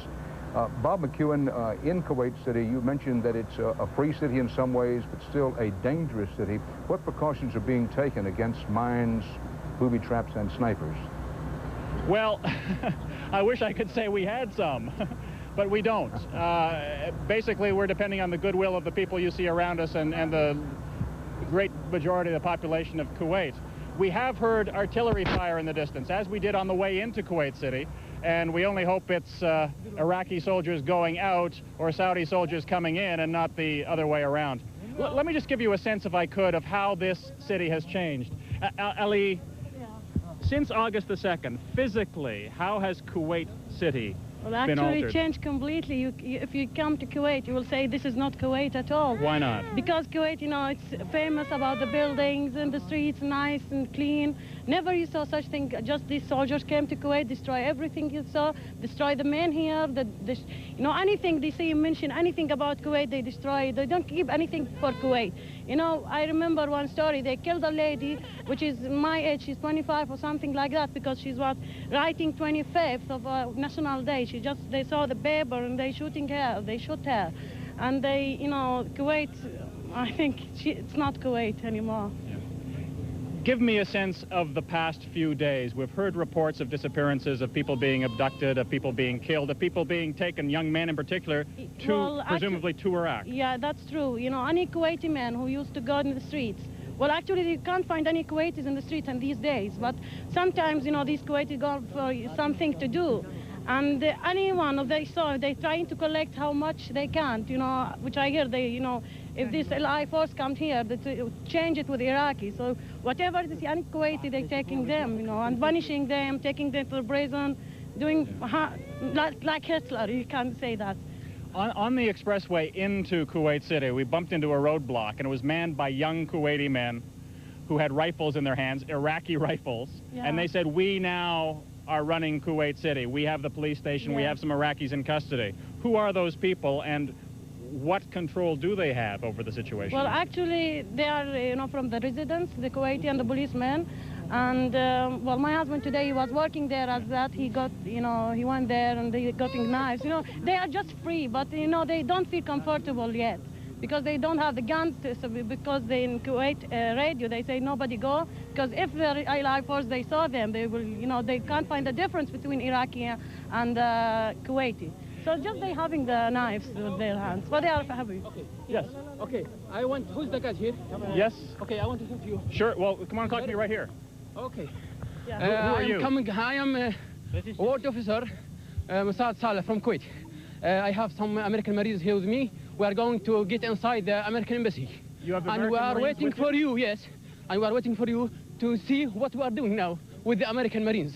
Well, frankly, I'm not sure we can do that right this minute. But if you can wait for... I can't wait, sir, because we are already put the plans to get inside the American embassy. All right, let me just throw this back to Dan Rather, and we'll discuss what our possibilities are. Can you wait for 30 seconds? I can't wait, but... Dan, not so much. We said it was a fluid situation. I think you've just had proof of it. We're going to discuss what our possibilities are here, and we'll throw it back to you for the time being. Bob McEwen with one of our exclusive live reports from inside Kuwait City. Richard Threlkeld has had a live exclusive report from the western end of the Kuwaiti front. Pause to say that there's fighting going on. There are Americans engaged in fighting in southern Iraq and in the western, northwestern portions of Kuwait as the vice tightens on the Republican Guard. The Republican Guard is cut off. The British and French forces who have been so effective, magnificent is the word from a military standpoint in southern Iraq. The British are, at last report, were heavily engaged with a fight-back Iraqi force. The French were rolling, but still encountering some resistance. The main U.S. force, and get the picture out there in the desert of southern Iraq, this is a force that has, at a minimum, 50,000 U.S. fighting men and women. They have well over 1,000 tanks. They've turned on the Republican Guard and the Republican Guard's basic dug-in lair. You heard General Neal a short while ago say the Republican Guard was dug in that basic position they've been in southern Iraq and northwestern Kuwait, and that many elements of the Republican Guard were fighting back. General Neal and others emphasizing the war is not over. President Bush has said that he was, quote, outraged, unquote, by Saddam Hussein's broadcast monitored in Baghdad earlier this morning, which, in effect, according to President Bush, what Saddam Hussein was trying to do was keep himself in power, keep his army intact, that he was trying to claim victory when, in fact, his forces were being pulverized, as indeed they are. Now, siren sounds, possible Scud attack here in Saudi Arabia where we are. 28 Americans were killed inside Saudi Arabia by a terrible Scud attack yesterday. Well over 100 were injured. Harry Smith, we were going to go to you for a report on that. I think it's worth noting that many of those young Americans who were injured in that Scud attack yesterday in the hospital, some of them reported near death. There are 28 confirmed killed. Now, as the sirens sound, we're going to take the precautionary steps that we must take. Harry, if you'll take yours and perhaps fill in for me here. These sirens indicate that there are some Scuds of some descriptions probably on their way to someplace in Saudi Arabia. Part of the way the U.S. and Allied military knows that is that you have these satellite photographs, and when the Scuds are fired, there are ways of seeing when the Scuds are fired and seeing in which direction they're coming. This, for the moment. Well, this is what we have come to know happens often when these Scud attack alarms are sounded in Saudi Arabia. And what happens, quite simply, is the electricity goes off. But we do have contact, I'm told, with Bob McEwen in Kuwait City, and we want to go back to him while we're waiting for the electricity to come back on in Tehran. Bob, can you hear me? It's Bob Schieffer in New York. If you can hear me, take it. Okay. Bob, I can hear you, and as you may have seen a second ago, we're interrupted by this gentleman with, is it an M16 or a Kalashnikov? No, it is M16. An M16. Why are you armed tonight? To liberate my country. As far as we know, the Iraqis have left. We drove into the city with no problem whatsoever. Sir, it is not, there is no way before I can go outside, because, you know, they are looking for any Kuwaiti citizen to shoot him from outside. They are not worried about the human being. So this is my time. I can't go outside. Yeah. Do you consider that there is law and order in Kuwait City tonight? Now? Right now? I can't say, but yes, I hope so. Because of people like you with M16s? Yes. About now you can say 80%. 80% of the people are armed? Yes, now, City? yes. Just I brought with me now 50 Kuwaitis with weapons. And what will your function be tonight in Kuwait City? Sorry? What will you do tonight in Kuwait Tonight? City? Actually, there are some American Marines. They come to my to Sabahia city. I am living there. This is my city, and they are liberate us. And they told us you are free. So when the lieutenant there, he told me you can help me. We have to go to the American embassy to be inside tonight. I said, okay, that you liberate my country, I will liberate your embassy. Now, I took a drive just before it got dark around the corner to the American embassy. Actually, it was a long way around the corner because many of the streets are blockaded. It was deserted. It was impossible to tell if the Iraqis had been inside. Do you have any inkling as to whether they have and what they might have done? Actually, we faced today, we took 400 Iraqi in the prison. I put them. I mean, with my friends.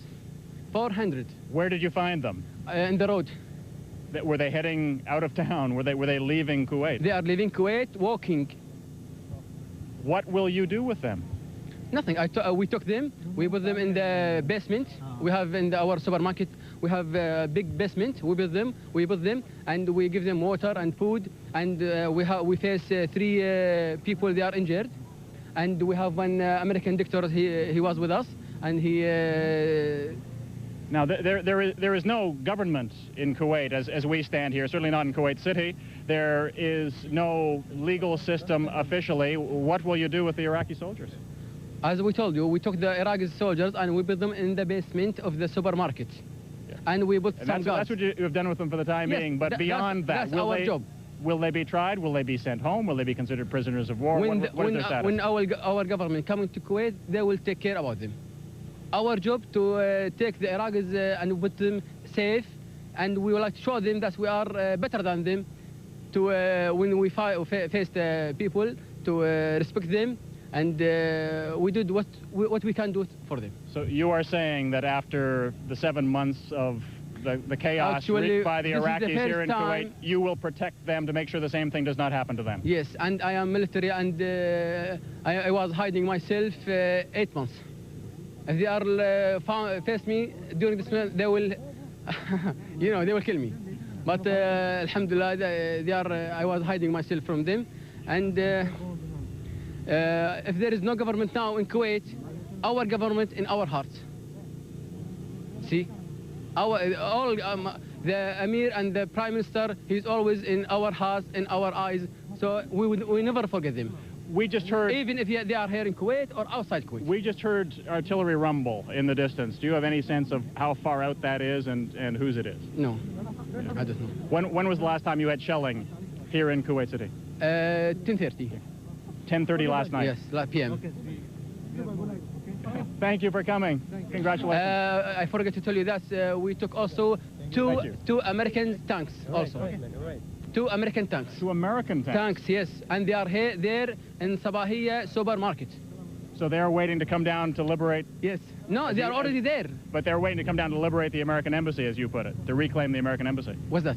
The tanks? No. The Iraqi tanks, we took them. Oh, you said American tanks. Sorry. Iraqi tanks. Iraqi tanks, we took 2 Iraqi tanks and we put them If you can bring the Marine to us, we'd like very much to talk to him. I send one of my friends to bring them. Great. They are coming here terrific. now? Yes, sir. Very good. Bob or Dan, I'm not quite sure which is there at the moment. As you can see, things are in an excited state, a chaotic state in Kuwait City, and we'll try to sort them out a little bit more when we get back to you. All right, Bob McEwen, and far be it from us to take it from Bob McEwen during an extraordinary broadcast like this, but we have just been told that Betsy Aaron in Baghdad has come up on the line. Betsy cannot hear us, I believe. But we're going to hear from her. Betsy, if you can hear us, go. Hello, Bob. I think there's a miracle because I can hear you slightly. I want to tell you what's been happening in Baghdad today. Ever since Saddam Hussein made his speech to the nation a little before noon, it was a 20-minute speech, making official and stating publicly that the Iraqis were going to withdraw from Kuwait. The average Iraqi on the street in the hotel has been waiting for the answer from Washington. Will the Allies accept Saddam Hussein's statement of withdrawal? Accept the Iraqi statement saying that they will pull out of Kuwait immediately? When the statement finally came through from George Bush that this was not enough, there was a little bit of incredulity here. A woman who works in the hotel says, obviously, it's become very, very clear from his speech, that's George Bush's speech, that he wants to destroy all of the military facilities. He wants to destroy Iraq. She ends by saying, enough blood, enough. There is a real resignation here among people who say this is what the Allies and especially the United States wanted all along. No matter what Saddam Hussein does, no matter how publicly he says he is going to withdraw from Kuwait, that is not going to be enough. A lot of resignation here today, Bob. Betsy, are you being allowed to move about at all? I'm sorry, but the very first part of your transmission was a little low coming in, and perhaps you said that at the beginning. Give us a little more of a sense, if you can, of just what's happening there right now. And I know the restraints that you're operating under.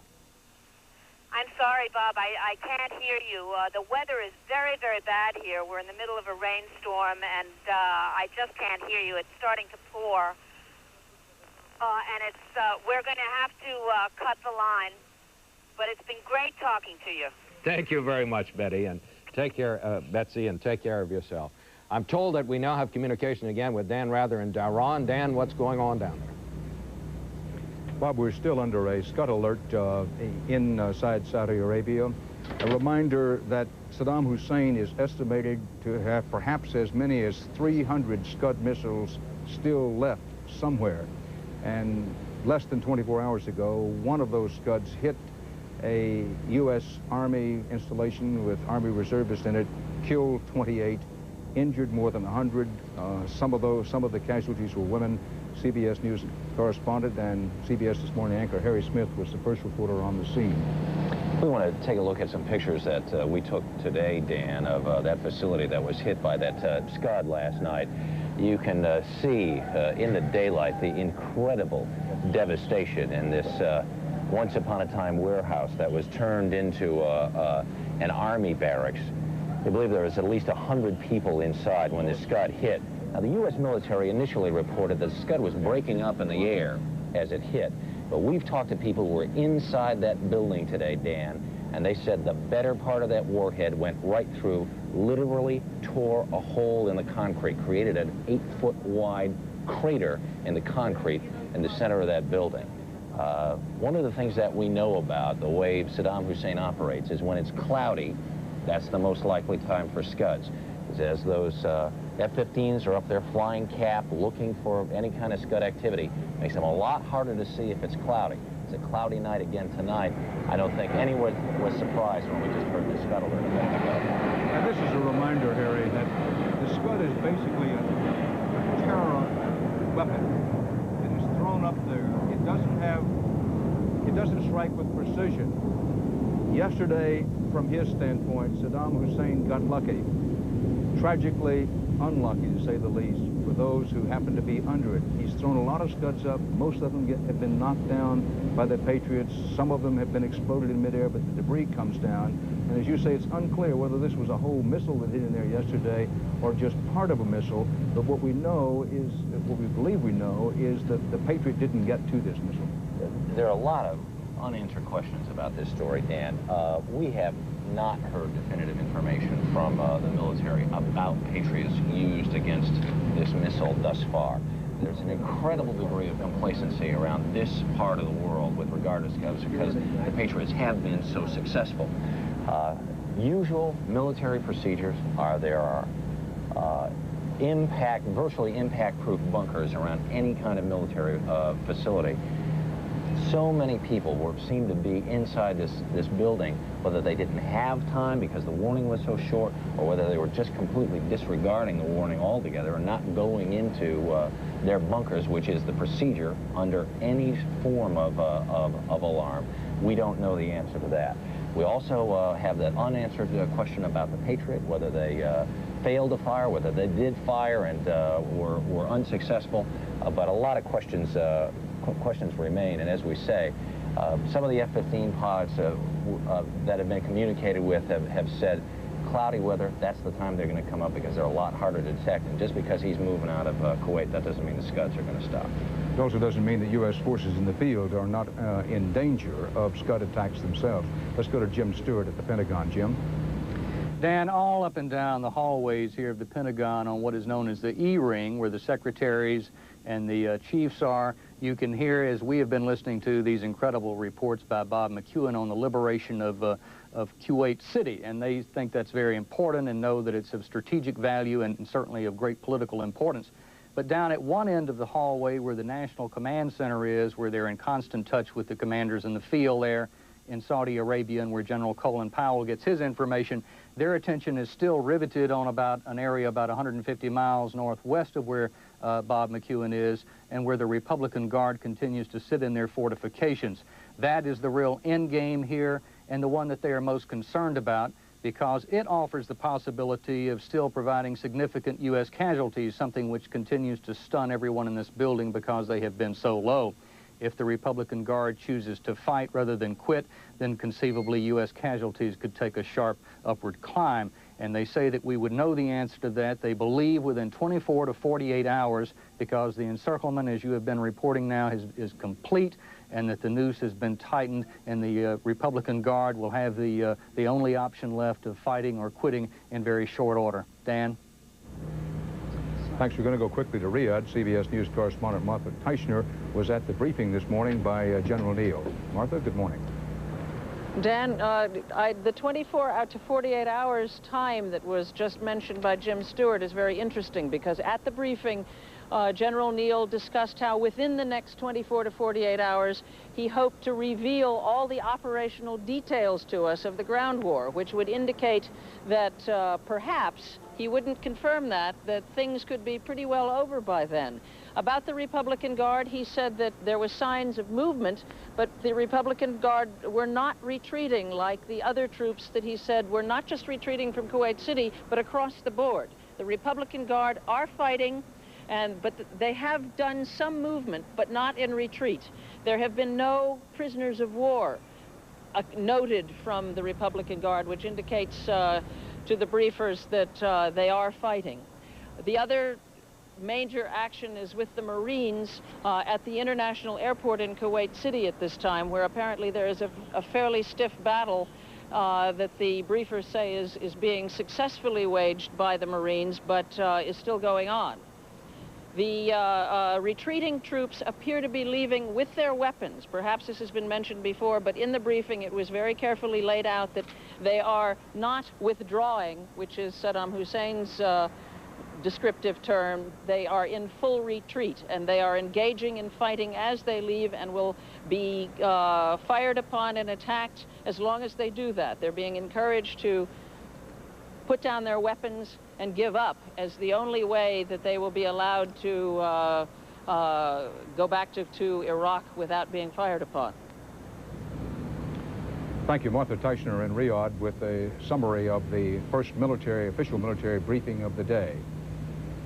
We have some new pictures in of Iraqis surrendering, as on the battlefield, some Iraqis are fighting, thousands are giving up.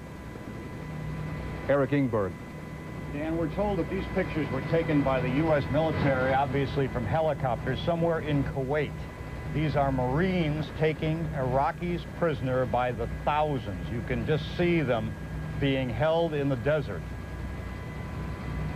At one time, the Marines said that they were getting prisoners so fast they didn't even have any way to accommodate them all, so they're just sitting them down in the desert and stringing barbed wire around them.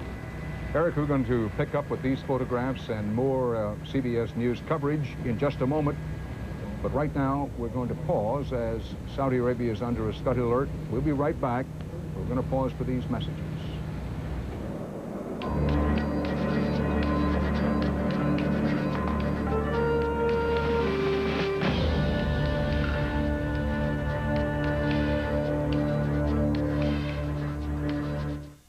What we think is prudent, what we've been advised to do, and emphasizing that this Scud alert is over a wide area of Saudi Arabia as a precaution.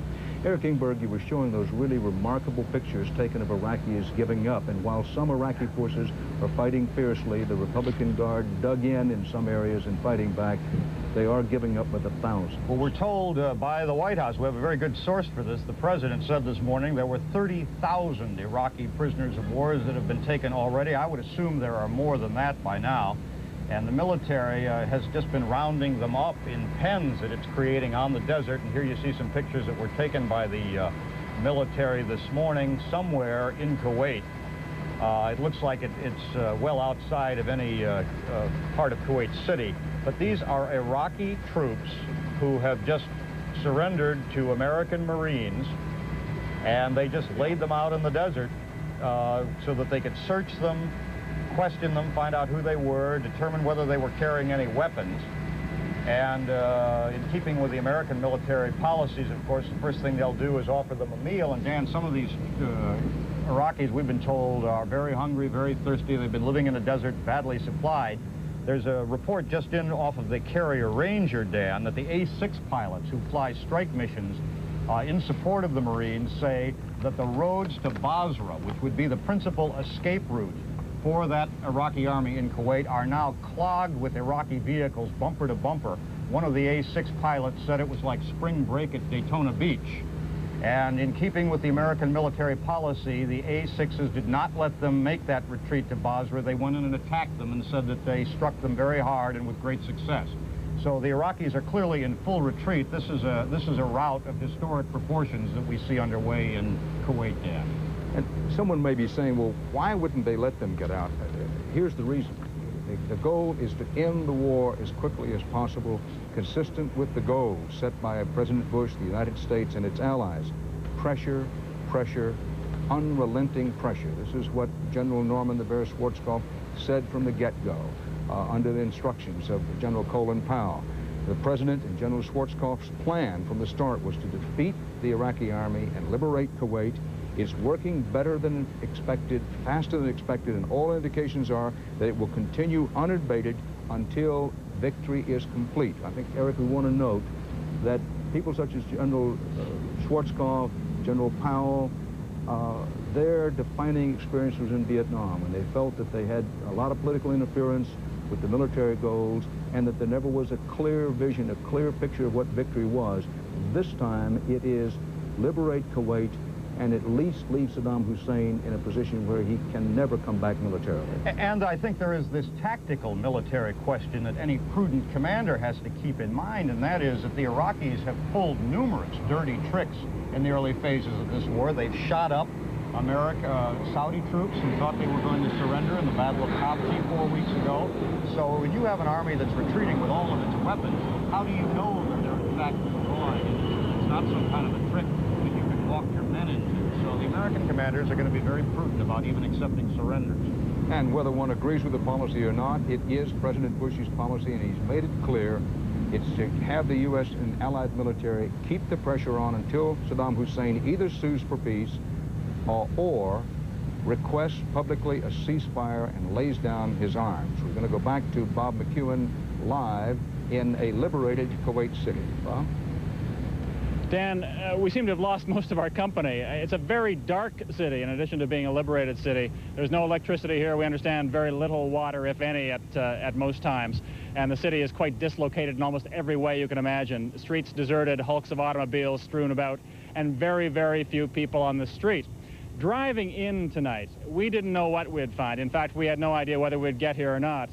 David Green, the leader of this expedition, thought we could make it, and his judgment's been 100% so far, so we went for it. The closer we got to Kuwait City, the more clogged the highway in was. It was a military traffic jam about 30 kilometers out. All kinds of support vehicles, tanks, artillery pieces on their way into Kuwait. They were all stopped at a crossroads, Cloverleaf on the freeway, which is back about 20 kilometers as far as I can estimate. Beyond that, there was virtually nothing. It looked deserted. We went in about 10 kilometers and there was a car or two. We came to a roadblock where some young men with Iraqi weapons were waving them around and shooting them in the air, celebrating the liberation of their country. They told us that they were the law, at least for the time being here in Kuwait City. And as we drove into the city itself looking for a place to set up this facility so we could talk to you, we saw very few people. The group that originally was around us sort of gathered by the lights and the activity, and I've been kissed by more Kuwaiti men tonight than I can count. But now the dark set in. One gets the feeling that this still may be a dangerous place. We don't really know what's out there, and we're not quite sure where we're going to stay tonight. And I think we'll leave it at that. Bob McEwen, live and direct from Kuwait City. It's a death grip for Saddam Hussein and his Republican Guard, the death grip in the hands of U.S. and allied forces. Somebody, it was General Neal earlier who quoted Yogi Berra saying, "It ain't over till it's over." But the kind of rough corollary to that is, that's true, but when it's over, it's over. And for Saddam Hussein and his forces, it's over. The issue was never really in doubt from the beginning. Once General Schwarzkopf and his forces established the air supremacy and then got their ground offense rolling. The end is now clearly in sight, but the end is not completely here. We can't expect some tough fighting to continue until the Republican Guard is chopped to pieces, and the process is now being sliced up, or they surrender. Saddam Hussein had a deal earlier. He could have gotten a deal, but in effect he held his cards too long. That cost him at least 500,000 soldiers and their equipment, and it could cost Saddam Hussein his job. To talk about that, we want to call in our CBS News Middle Eastern consultant, one of the world's ranking scholars on the area, and our friend from Johns Hopkins University, Fuad Ajami. Fuad, what's ahead for Saddam Hussein? Can he remain in power? Any chance? Well, I think this is it, Dan. I think this is the end game for him. And you've been talking about this all day. In fact, there have been really two campaigns. One campaign for the liberation of Kuwait itself, and one campaign for the nature of the regime and the future of the regime of Saddam Hussein in Baghdad. Because I think it's been clear for quite some time, and I think now the Iraqis are beginning to get it, and they're beginning to complain about it. They complain, now they weep and say, but the coalition has other goals. It has goals not only in Kuwait, but it has goals as well in Baghdad. Because let's face it, if Saddam were to retreat, if he were to take all his toys, if he were to take all his weapons of mass destruction, and he were to go home with all of them, and if he were not to renounce, and this is fundamental, if he were not to renounce his claim to Kuwait and Iraq's claim to Kuwait, not only he, but his country must accept the annexation of Kuwait is null and void, and that there are no claims to Kuwait. Because if we were to do all this, and at the end of the day, just simply walk out and give Saddam a way out, he still has this outstanding claim on Kuwait. Remember one thing, the Iraqis and the Kuwaitis had 3 decades together of diplomatic exchange. They recognized the government of Kuwait for 3 decades, and then they walked away from it. So we want an acceptance, not only from Saddam, but I think an indication from the Iraqi population itself that it understands that this journey southward, the journey southward to Kuwait, this easy heist of Kuwait, that the looting and the invasion of Kuwait and all the treasure that was gotten out of Kuwait, and the sense that you could solve all of Iraq's problem by going to Kuwait, we want a break with this. And this really is what this new phase of the campaign is all about. Looking ahead, Fuad Ajami, the powers in the Middle East, the Arab powers in the Middle East, in the post-Persian Gulf War era will be Egypt, Syria, Iran. Right. Along, of course, with the Israelis. Right. Well, I think if we look ahead, I mean, there are two kinds of worries about Iraq, and it's interesting to reflect on this. Right as we demolish Iraq, right as we thwart Iraq's bid for primacy, then people begin to say, well, what about the future of this region? Well, we know the future of this region will be a messy one. We know that all kinds of claims in this region are unfinished. We would like, in the scheme of things, we would like a balance between the Iranian state and the Iraqi state in the Persian Gulf. We would like to make sure that the Saudis, who were shy about asserting power, become more assertive in their exercise of power. We will look at the Saudis and we say, well, look, now what can they do? What they can do is they can rely in part on the Egyptians, who seem to be a peaceful power, a status quo power, and they can also bring in the Syrians as well to do the gendarme work. They can be these two other powers. The Egyptians and the Syrians will be there to shore up the Saudi state in the Gulf. And in the end, let's face it, there is... Sure. Go ahead. And in the end, I think... Sorry to interrupt, but I'm very sorry to interrupt. It's awkward this way, but Betsy Aaron is on the telephone from Baghdad. Stick with us, Fuad. Let's go to Betsy Aaron in the Iraqi capital. Betsy? Betsy Aaron. Come in, Betsy Aaron in Baghdad. We heard Betsy for just a moment there. Well, as sometimes happens in Baghdad, and particularly under these circumstances, Betsy Aaron was up. No audio. Now we have the audio again. Betsy Aaron, it's Dan Rather in Saudi Arabia. Calling Betsy Aaron in Hello, Baghdad. Dan. Come in, Baghdad. Betsy, Hello, glad to have Dan. your This audio is back up. Betsy. What I is am the too. situation in Baghdad at the moment? Have we heard anything from Saddam Hussein? What's the mood? What's the situation there? Okay, there is no official government reaction. There has been nothing from Saddam Hussein since he made his radio broadcast just before noon this morning. What we do have right now as we speak is an air raid. We're hearing some bombing outside, so obviously the Allies are sending a message, even though we're not hearing from Saddam Hussein. Ever since the president made his speech, when you talk to the man on the street, they said, what is Washington going to do? What is George Bush going to do? Is there any hope that this will end the war? Please, we hope this ends the war. When the message came from George Bush that Saddam Hussein had not given enough, this determination turned to a controlled anger from the man on the street.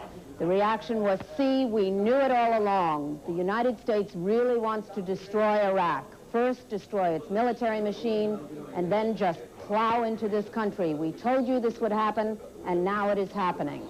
The other interesting thing about the Saddam statement is that he has said that the situation with Kuwait is not over, that the Iraqis feel very warmly and very strongly towards Kuwait, that before Iraq moved into Kuwait, they were very unhappy about the situation. Now that they have left Kuwait, they continue to remain unhappy and discomforted. So this is not the end of a chapter, but the Iraqis here are still waiting to find out whether the Allies are going to accept an end to this war that the Iraqi man on the street very much wants to end now. Dan? Betsy, you've talked about their anger and frustration at the United States, but with what you describe as the men and women on the street, do they talk about the reality of the Iraqis invading, conquering, then savaging and raping Kuwait? That is not discussed here at all, Dan. What's discussed is that was then, this is now. We have said that we will get out of Kuwait. That's what UN Resolution 660 calls for. There is no other discussion. No matter how much the West might want it, no matter how much the Allies might want it, there is no public discussion here of that. Betsy Aaron, if you'll stay up live from Baghdad, we want to try to bring in and make this a three-way conversation with Bob McEwen, whom, as you may or may not know, Bob McEwen is inside Kuwait City, a being liberated Kuwait City. Bob McEwen, are you there? I am, Dan, and actually I have a question for Betsy. Betsy, one of the things that the people we encountered since we arrived this afternoon have said to us, and a number of them have said it, is that they feel Saddam Hussein took advantage of them because they had befriended Iraq. And they feel doubly betrayed, not only for all the terrible things that have happened to them, but that it came from somebody they considered to be a friend. Do you have any sense in Iraq how the Iraqi point of view handles that? I wish I could answer that, but this is really the wrong time and the wrong place to answer that. Publicly, what the government is saying is we are friends with Iraq. We are friends with Kuwait. Obviously, Kuwait is part of Iraq. Saddam Hussein is not giving up on the dream that led to the situation that we're in right now. Betsy, speaking of that, when is the last time Saddam Hussein had what we know to have been a live radio or television broadcast? Well, the last time he spoke to the nation was just a little before noon today, and that was the last time we heard from him. Was that a live broadcast or on tape, or was it announced? It was announced that the president would speak. I have no way of knowing whether it was live or whether it was on tape. From those who were around me who listened to the broadcast, he was very controlled, very calm, and from those who listened to him quite often, subdued, couldn't read anything into his manner of speech or the way he was speaking. Betsy, is the air raid still underway? Is it still bombs away over Baghdad as you take part in this broadcast?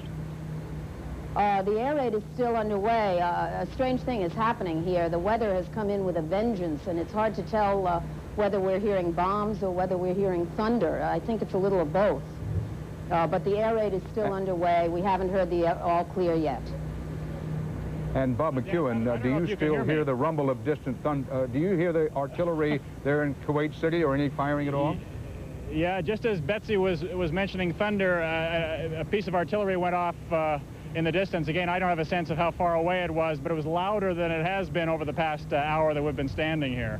So there is obviously still a war going on here. We're on a war footing in Kuwait City. There's a great deal of jubilation. I think we've got some friends here tonight, but we'll see what tomorrow brings when the sun comes up. Well, Bob McEwen, Betsy Aaron is gone now. If the Lion comes and goes to Baghdad, we want to take time to note that Betsy Aaron had a censor standing right there beside her.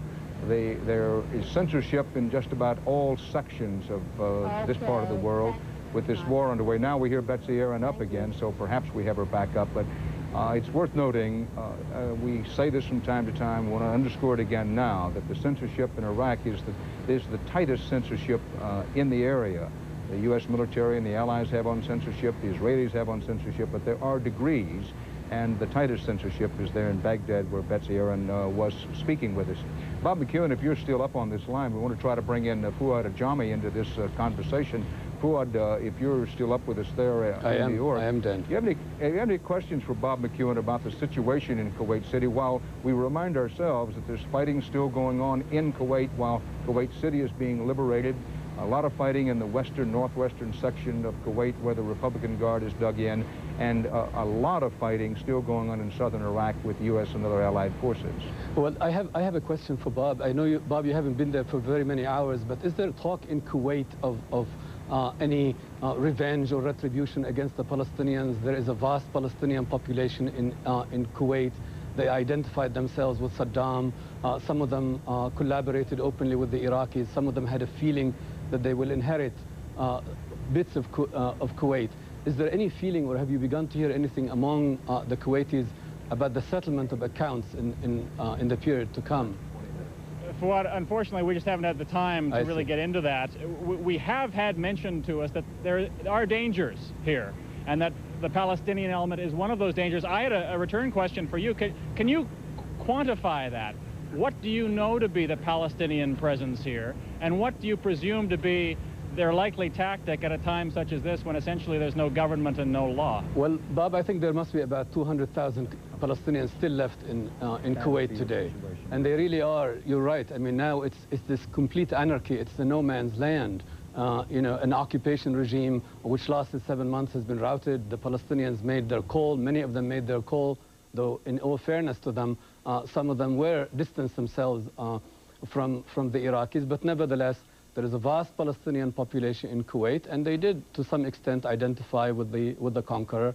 And I think they will be. It is going to be a rough period for them in Kuwait in the aftermath of the liberation. Thank you very much, Fuad Ajami and Bob McEwen. Thank you very much. The military situation continues to be fluid and very dangerous. Eliminating pockets of resistance can be extremely dangerous. If you think back to World War II, Korea, even for that matter Vietnam, trying to eliminate any pocket of resistance in an area which you are beginning to control can be extremely dangerous. For one thing, a wounded, cornered military unit or soldier can decide to fight harder in desperation. The unit or the individual soldier may also submit without further battle. Allied forces are coming from different directions, land and air. They have to be concerned about, number one, shooting into each other. These Allied forces are on the move. The whole idea here was to fire in movement. They have to be concerned about hitting one another. We've already had some unfortunate fatalities with so-called friendly fire, the air power trying to strike on the ground and hitting some of our own forces on a few occasions. They also have to proceed very cautiously, but if they proceed too cautiously, they could lose their momentum in this, the absolute decisive hour of the war. It's one of the most difficult operations to conduct the eliminating pockets of resistance. Let's go to Barry Peterson in London for the British reaction to Saddam and what's happening on the battlefield. Barry? Well, Dan, through this day, the European alliance has been holding very firm behind that tough-talking President Bush. Leading the way, of course, the British. Prime Minister John Major speaking today at the British House of Commons. That does mean we require all Iraqi forces in the theater of operations, those occupying and those supporting the occupation of Kuwait, to abandon their weapons, their equipment, and withdraw. And until they do so, they will be treated as hostile. Saddam Hussein started this war on his terms. He must end it on the terms set out by the United Nations. Now, some ominous signs from the Soviet Union. President Mikhail Gorbachev saying the superpower relationship is what he called fragile, and he called for responsible behavior so that what has been achieved is not destroyed. Earlier in the day, a Soviet spokesman said to the world, the Allies really should accept Iraq's offer of a ceasefire. He said it satisfies everything that all interested parties want. I think what we're seeing here, Dan, is a bit of political posturing. I think what Mikhail Gorbachev is doing is letting the Allies win the war on the ground, but addressing himself not so much to the White House as to the Iraqis, showing himself to be a friend at this particular time. Our retired Air Force Chief of Staff, Mike Dugan, feels about the same way. Just an astonishing morning. But General Neal in the military briefing pointed out very wisely that there is still a war going on. Why don't we go to the maps here and you tell us where the war is and what we might expect from here on in. Bob, we heard from Bob McEwen in Kuwait City, on the outskirts of Kuwait City. I believe he said he was in the vicinity of the airport.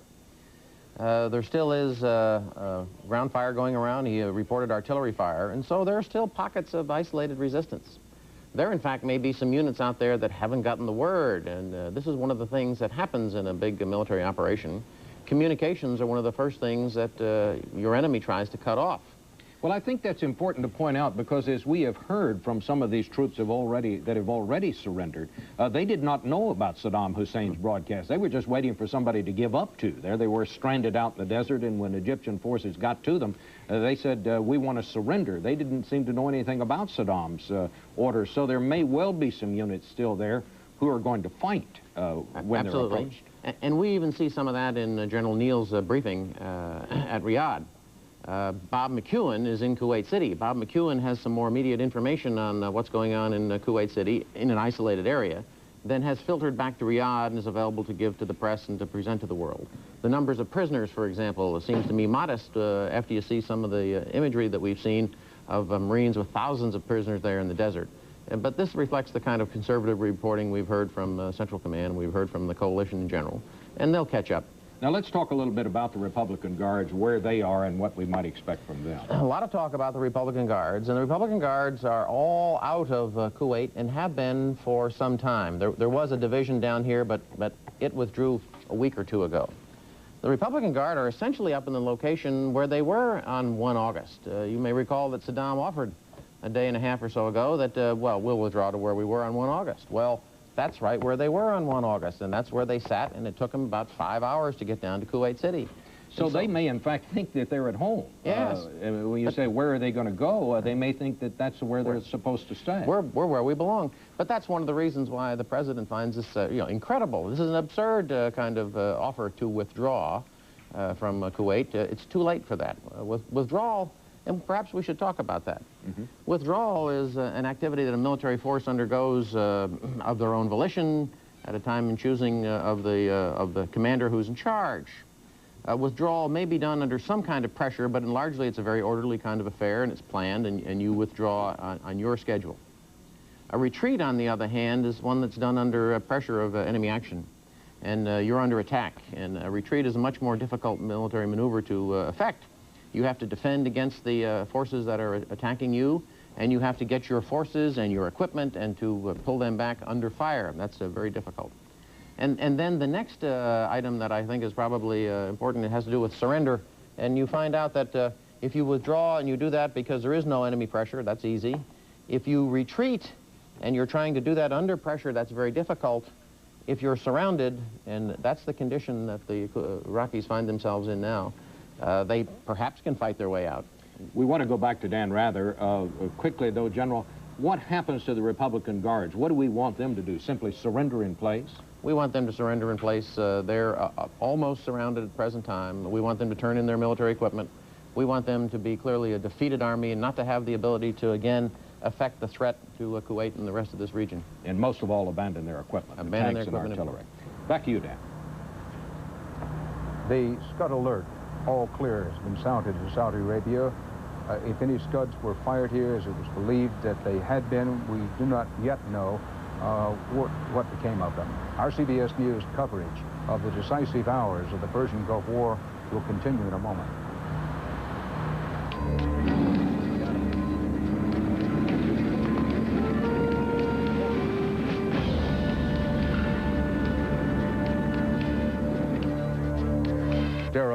Being held in Baghdad.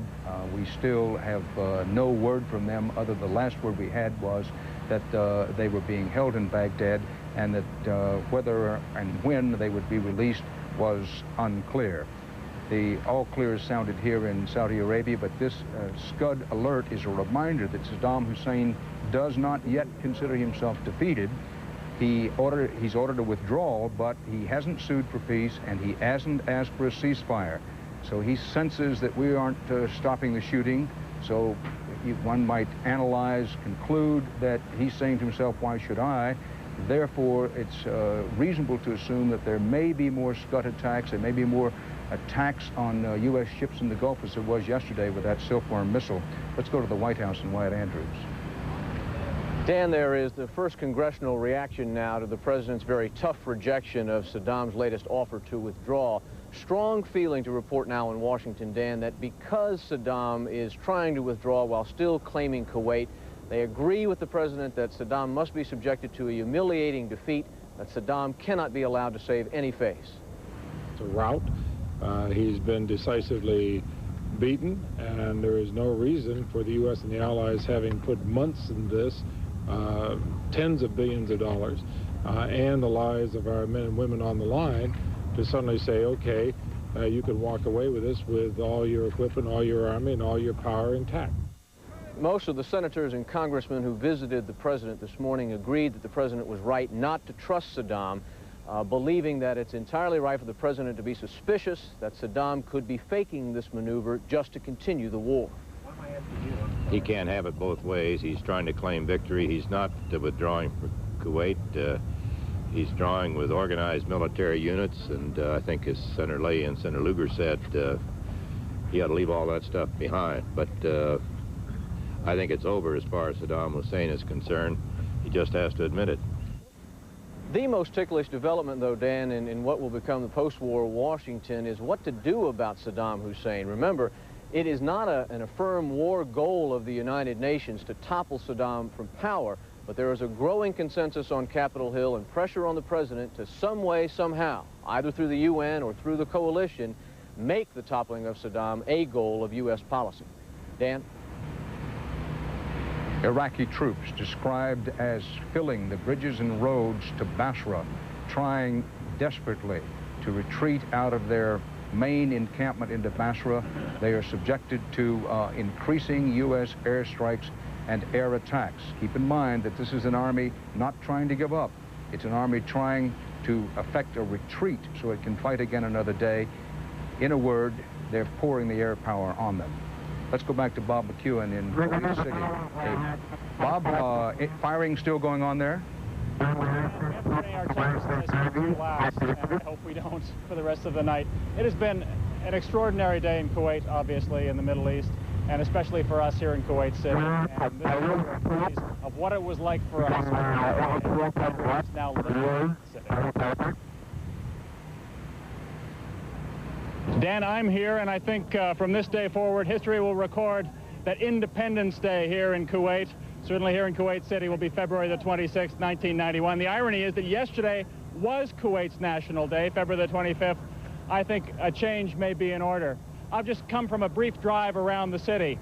On the way in to Kuwait City, burned out hulks of Iraqi tanks, of Iraqi military vehicles, And as you got closer to Kuwait City, Iraqi military vehicles that had simply been abandoned, clothes strewn around them. Obviously, the occupants had left in great haste. And as we drove down the Fahil freeway into Kuwait City, people in their backyards waving at us, people driving their cars, shaking their fist and showing the V for victory sign, and everywhere the Kuwaiti flag flying again.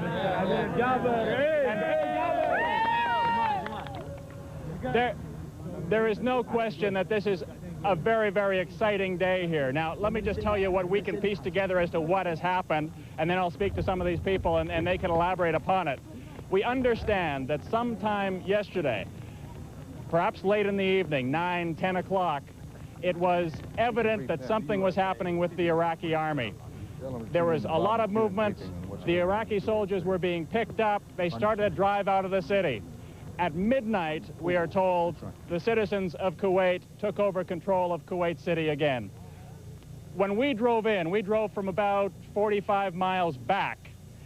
The Allied army was all along that stretch of the road in from the Saudi border.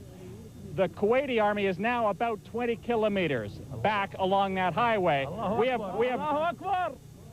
have no way of knowing how long it will take them to get here, except someone along the way said he thought they might go in later tonight or tomorrow. But there's no question that as we stand here, Kuwait City is a free city, and as far as these people are concerned, the Iraqi army is on its way out of Kuwait.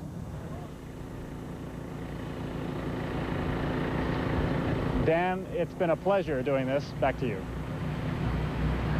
Bob McEwen, live from a being liberated Kuwait City. Eric Ingberg, it was Napoleon who said, victory has 1,000 fathers, defeat has none. There are going to be a lot of people claiming victory for this, politicians all over the Middle East and not confined to the Middle East. We talked about the flag rank people who've done such a terrific job, but it may be time to just pause for a second and say, listen, the guys who do it are the grunts, the mud soldiers, foot soldiers, those pilots in the airplanes and the maintenance crew, rank and file Americans. They're the ones who have delivered this tremendous victory in the desert. Some of them have been living there for 6 months, Dan. I had an opportunity to meet many of them. America sent its best, I think, to live in this desert. They impressed me continually with their patriotism and their willingness to sacrifice on behalf of their country. In many cases, they indicated that they were willing to give their lives because they thought the cause was just, and unfortunately a few of them have. Although the war has been fought, obviously, with minimum casualties and great military victory, I think General Neal, in briefing the press today, may have said it best when he was asked to summarize why the Americans and the Allies won. He said, "The young troopers have performed beyond our wildest imagination. They've done everything they've been asked to do," talking about the soldiers. And I don't think anybody in America will disagree with that, Dan.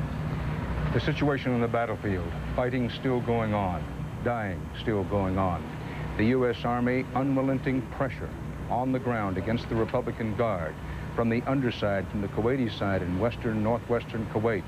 Pressure from U.S. Marines, other elements of the U.S. Army and the Pan-Arab Force. Pressure from the air still raining down. The message from President Bush to Saddam Hussein, his Republican Guard, and all his other forces, give it up.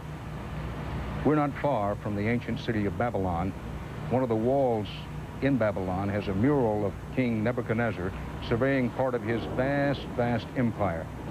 In the excavated part of the ancient city, not far from the Hanging Garden, stands the impressive throne room of the ancient kings of Mesopotamia. It stands empty, that throne room. Saddam Hussein had a notion that the throne room today remains empty. Our CBS News coverage of this developing, unfolding story will continue through the afternoon and tonight with a special edition of the CBS Evening News. For CBS News, Dan Rather in Saudi Arabia. Stay with CBS News for continuing coverage of the war in the Gulf. This is CBS. 600 East Tex Freeway, Houston. Hey, guys, there's only one way you're going to get us to go anywhere with you. Drive sober.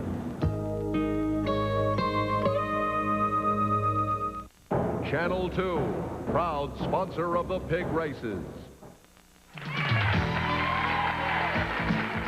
From NBC News, America at War, with Tom Brokaw reporting from Saudi Arabia. Good afternoon, everyone. Here's the situation in the Persian Gulf at this hour. Saddam Hussein continues to insist that his troops are withdrawing from Kuwait. The president says that is an outrage, and the war will be prosecuted to the full extent. Kuwait City has been liberated. The Kuwaiti flag has been raised once again in the capital of that besieged country. And the action continues throughout Kuwait and in Iraq as well, although the resistance, by and large, has been light. But the important symbolic capital of Kuwait City has been once again recaptured. As we await a briefing from the Pentagon, we'll tell you as well that the prisoner of war count continues to mount moment by moment. Maybe more than 30,000 now, approaching 40,000. They're giving up almost in battalion size throughout the country.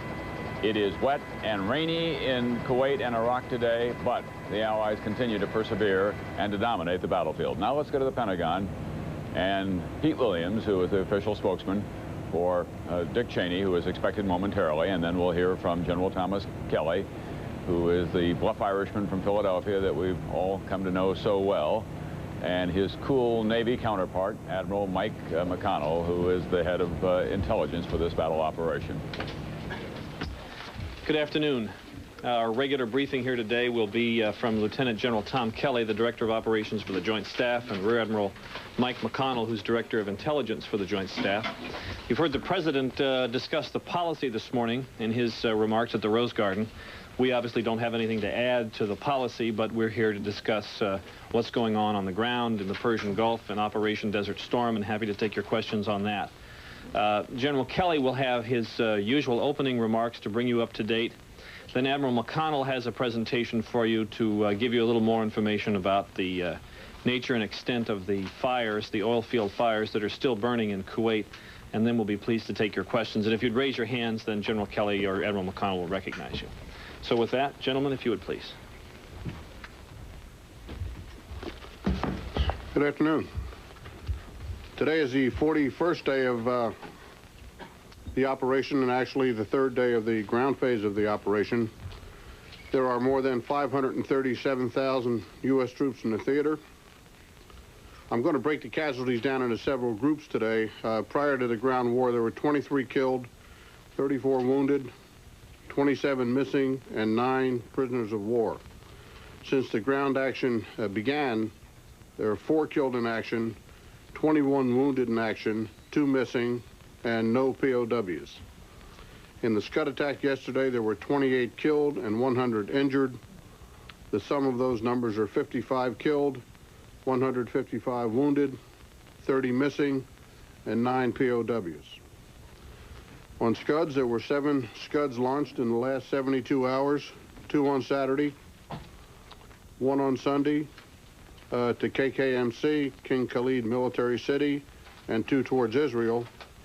And then 1 on Monday towards Saudi Arabia. That was Dhahran, where the casualties were suffered, and 1 towards Qatar. A total of 81 Scud missiles were launched, 41 against Saudi Arabia, 1 against Bahrain, 1 against Qatar, and 38 against Israel. Enemy prisoners of war, they're estimating 30,000 plus. The Turkey figures I don't have right now, but that's estimated to be in 1,000, so the total is 30,000 plus. Ground equipment destroyed 2,085 tanks, which represents about 50%, 962 armored vehicles, about 1/3, and 1,505 artillery pieces, or about 48%. Oil fires, there were 600 started, 500 are still burning, and Admiral McConnell will address that in just a minute. In ground operations, the Iraqi army is in full retreat, although there is still some fighting going on. 21 divisions in the Kuwaiti theater of operations have been destroyed or rendered combat ineffective. Over 400 tanks and numerous other vehicles have been destroyed since the ground war began. Targeting, consists of close air support, scuds, lines of communications, strategic strikes, and restrikes. Sorties are in excess of 103,000. In the last 24 hours, 3,000 plus, 1,400 plus in the Kuwaiti theater of operations. Over half of them were close air support sorties, and 130 against the Scuds. There were 0 Iraqi sorties in the last 24 hours. This is their 17th straight day of no air operations. 2 aircraft, however, on Sunday did fly to Iran. I believe both of them were MiG-23s. Aircraft losses, Iraq has lost a total of 103 aircraft, 42 air-to-air, and that's 36 fixed wing and 6 helicopters, and 61 air-to-ground. U.S. Air combat losses are 27, 25 fixed wing and 2 helicopters. That's plus 4 from the last time we briefed on Saturday, 1 OV-10, 1 A6, and 2 AV-8Bs. Mike will now talk about some oil fires.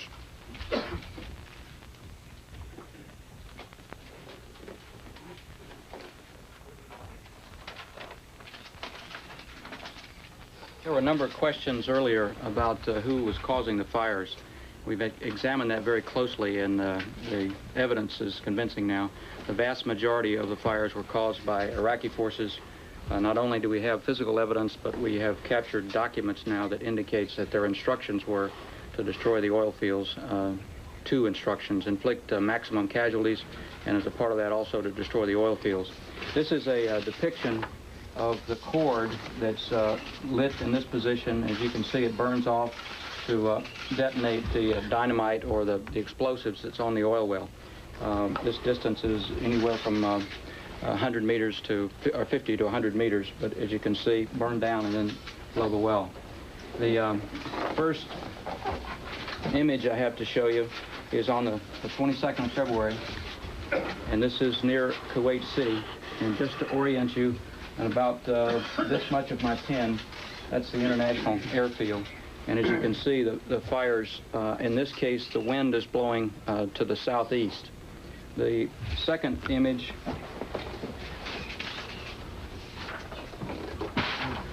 is a similar area, a little bit further to the east.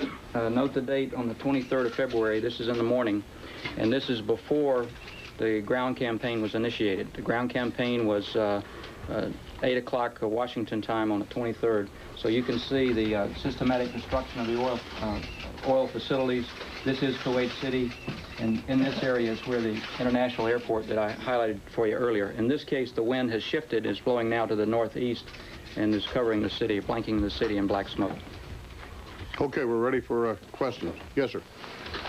You said that the Iraqi army was in full retreat. Does that include the Republican Guards? Have they now come out of their fortifications, and are they trying to get north into Iraq? In some cases they have, in some cases they haven't. When I said the Iraqi army is in full retreat, I meant over the theater.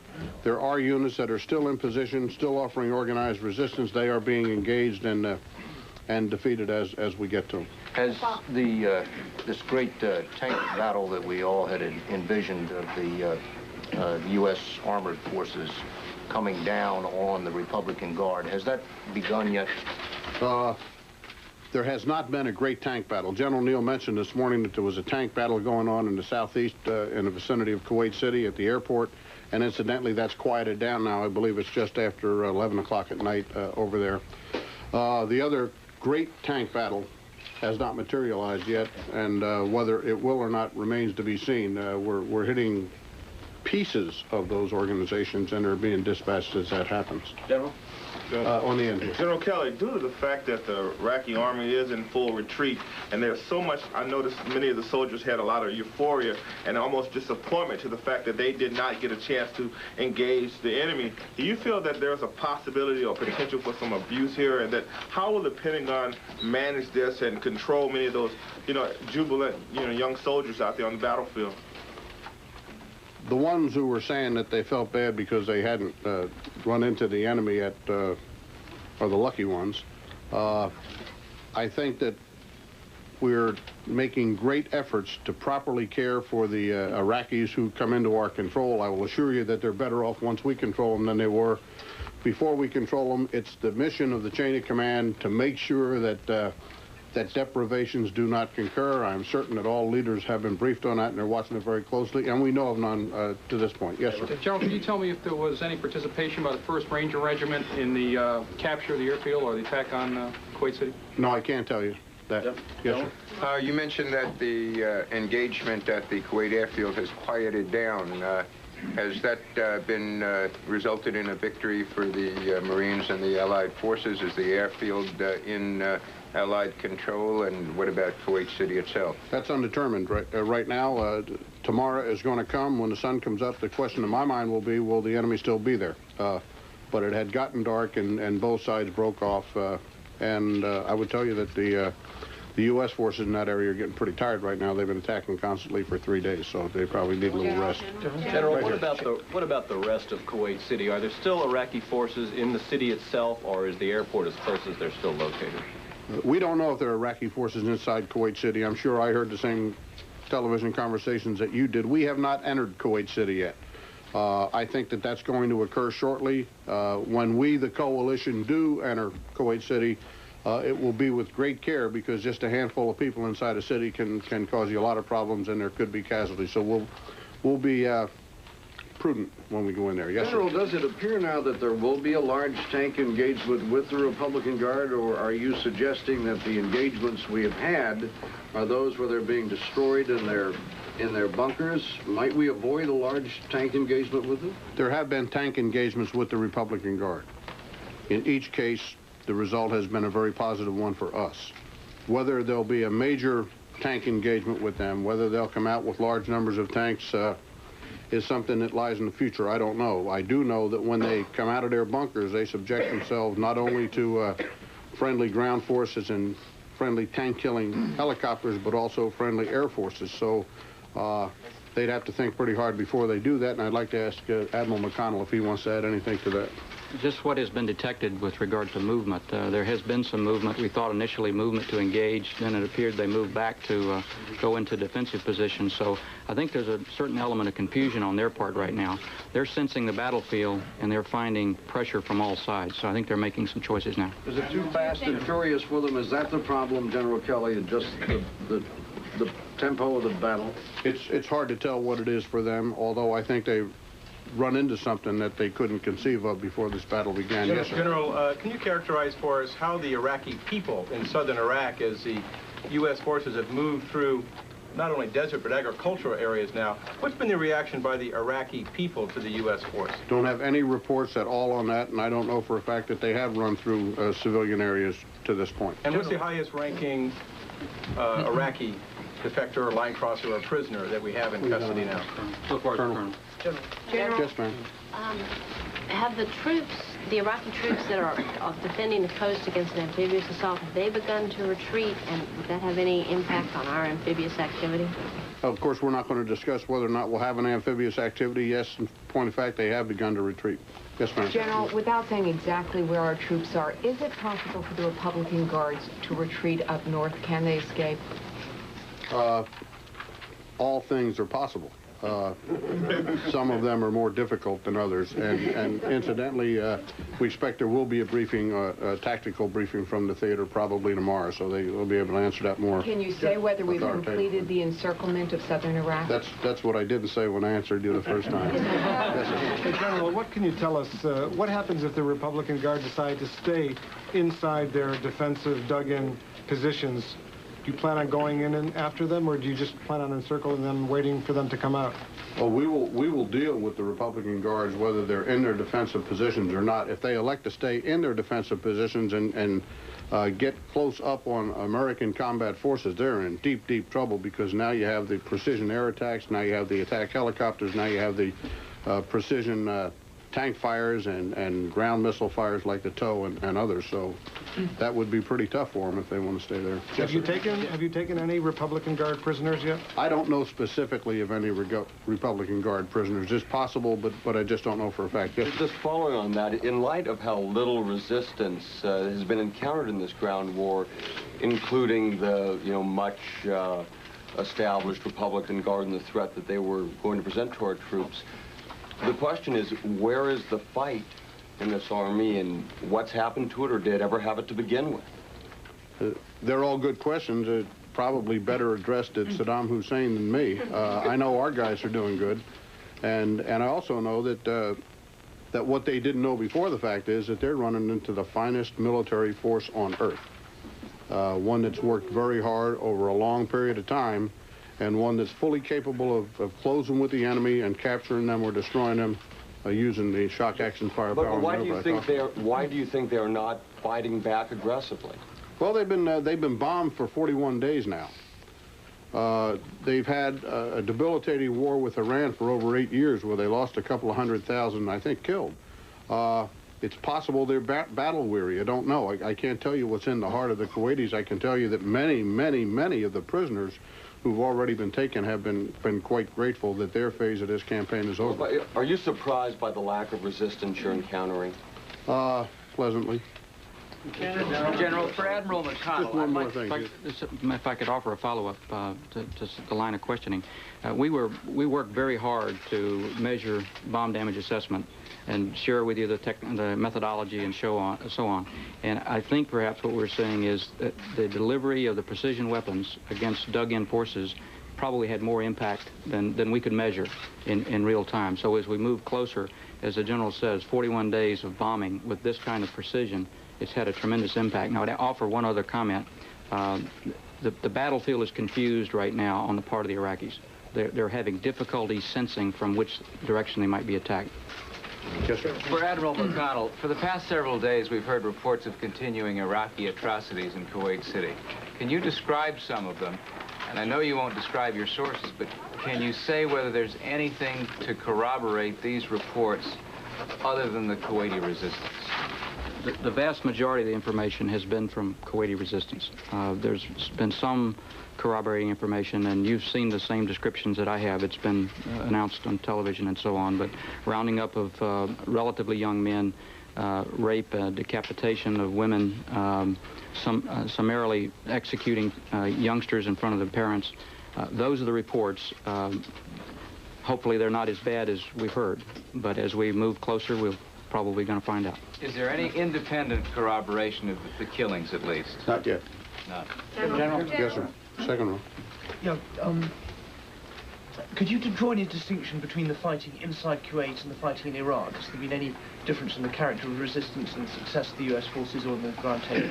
Well, to the best of my knowledge, as a matter of fact, the fighting against the Republican Guards hasn't been any stiffer than the fighting against anybody else over there. So it looks like a piece of whole cloth. Although a lot of divisions inside Kuwait proper have been declared combat ineffective. I think most of them are infantry, dismounted infantry divisions. Just to follow up to that, to what extent are you administering the territory which you're taking, assuming that some of it is populated, even if only by a few Iraqis?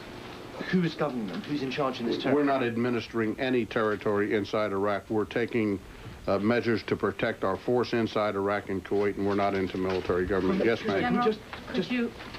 Go ahead. You mentioned that you've got some captured documents. Can you tell us at all what you think the forces are being told, if anything? You mentioned a confused situation on the battlefield. Are there orders to resist going out? Are they being told to retreat to Basra? What are they being The document that I mentioned is dated. It was instructions to the Corps commanders dated the 17th of January. Remember, that's the day that the bombing campaign started. And it was general instructions about how to fight the battle. My reference to confusion is what we can sense on the battlefield right now. we've apparently been very effective in damaging their ability to communicate and to coordinate. So they are confused with regard to what the threat is on the left or the right or the front or the back.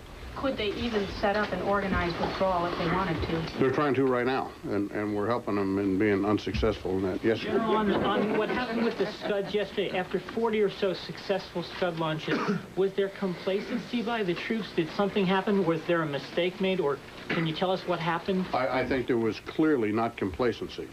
There is an investigation ongoing in Saudi Arabia right now. I don't know what the facts are, so it would be wrong of me to conjecture. I am certain that the results of that investigation will be made known as soon as it's completed, just as we have with the other unfortunate incidents that have occurred. There are reports in Ohio and Pennsylvania newspapers saying that only 3 families of the 28 dead have been notified at this point as of this morning. Is there a problem reaching these families, or is there something that you can tell us about that? Not to my knowledge. The initial major effort, of course, was put into trying to save those who were still alive and trying to take care of those who were dead. I'm sure the notifications will proceed quite reasonably, and I hope what you're saying is good news for some of the families there. Is that unusually slow? No, I wouldn't think so. General, yes, sir. Admiral, can you tell us what's the situation with Hussein and his high command? Where are they? And there's a report today that Hussein has a jet ready to go. Will you get him? A, to the best of our knowledge, he's still in the vicinity of Baghdad. B, we would not conjecture on what we would do if he tried to get out of the country. Are jets that fly, are Iraqi jets that fly in the area still being targeted? Of course. Yes, by all means, absolutely. Yes, sir. Get over here. General Kelly, what are your major concerns right now? What could still go wrong? There could be a concerted attack on the part of the Republican Guard and other forces that are still in the theater. Remember, they represent a viable military force, so we have to be very vigilant to make sure that doesn't happen. We are being very vigilant to make sure that doesn't happen. We have to be careful that units that appear to be retreating, and this has happened before, don't turn around and start shooting at us. We will be careful of that. So I think the major concern is keep our guard up and make sure we don't let down, and we're not going to let down. What about chemical weapons? We have not seen chemical weapons used to date. There have been no indications, don't think, in the theater that they're present. However, during the Iran-Iraq War, a technique that they used was to pull their forces back when they were getting ready to use chemical weapons. So again, we'll remain vigilant there. Go ahead. Just to offer a follow-up, what could happen. Recall the Republican Guard is reportedly the best. There are 8 divisions, and they're all located just outside Kuwait along the northern border. That's 3 armored, 4 infantry, and 1 special forces division. So it is not, that element has not been defeated, so they could certainly mount some kind of an attack. Follow up on that? General? Let me just clarify one thing. I mentioned an A-6 was shot down in my initial briefing. I'm told that's not correct, so I'll get you an update on that and give it to you as soon as I get it. General? You want to follow up? Yeah, go ahead. Is it true, Admiral, that the Republican Guard is deployed on his own exercise grounds over there?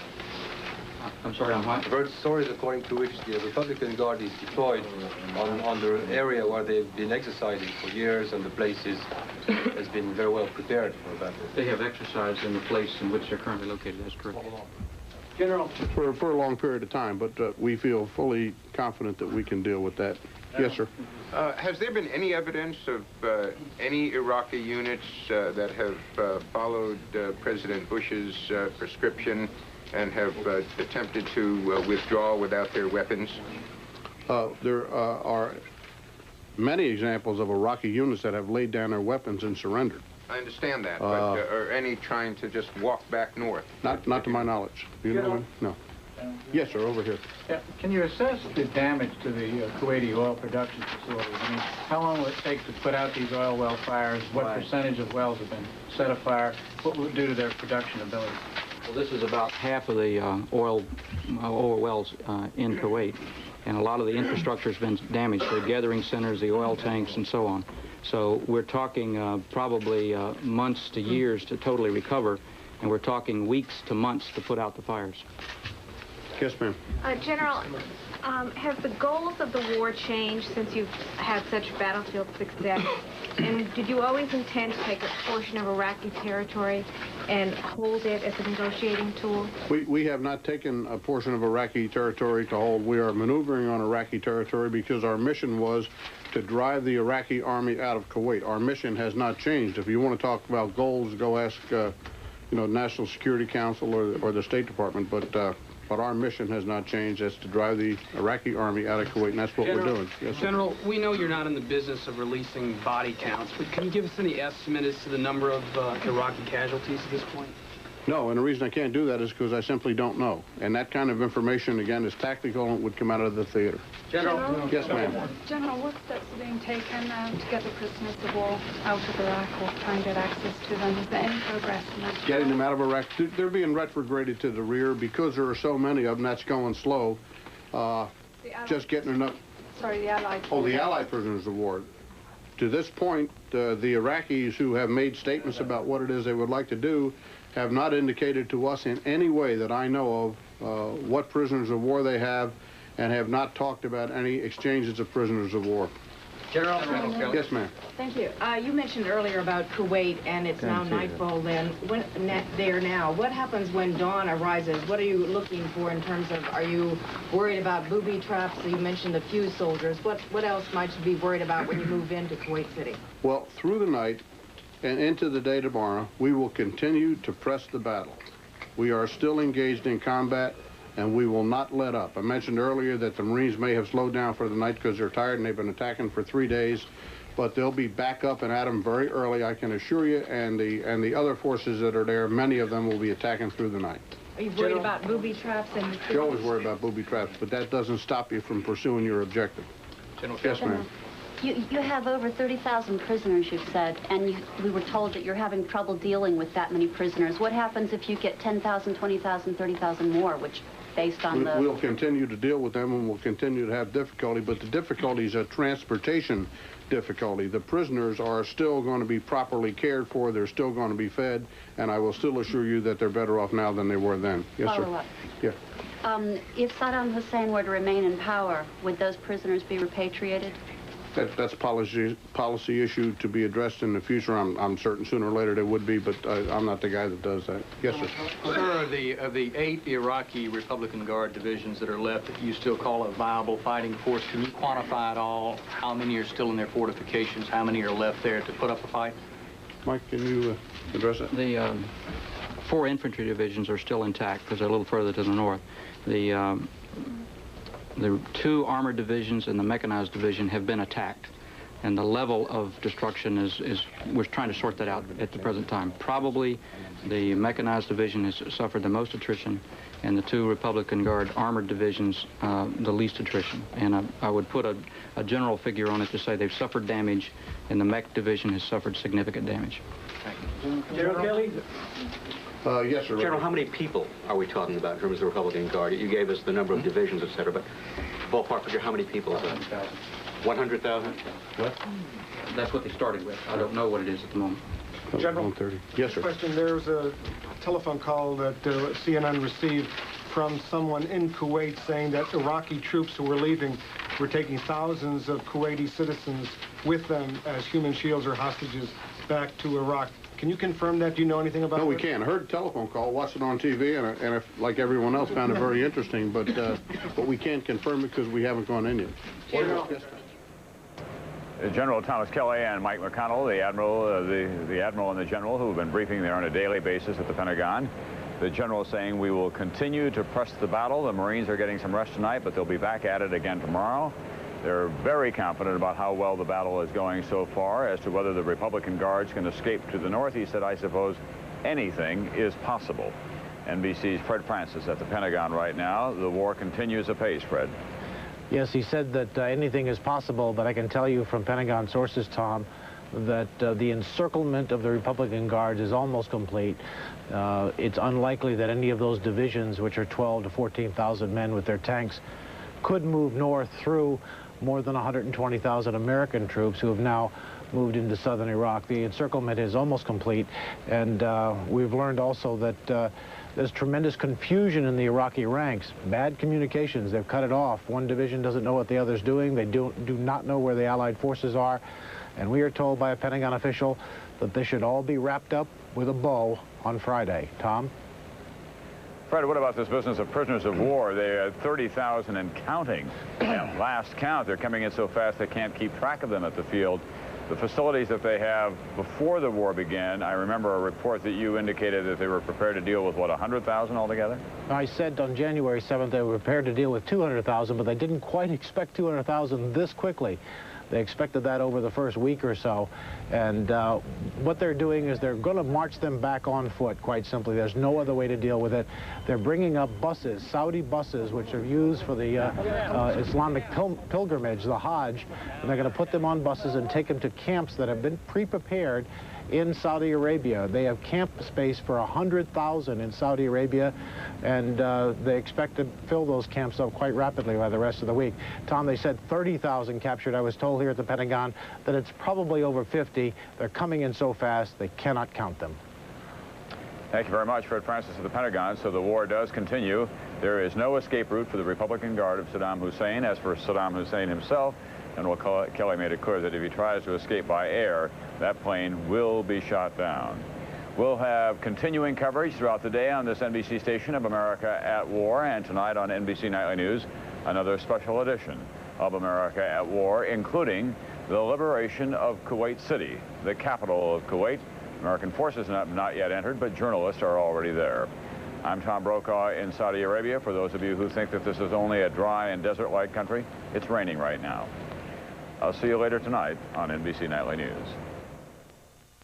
This has been an NBC News special report.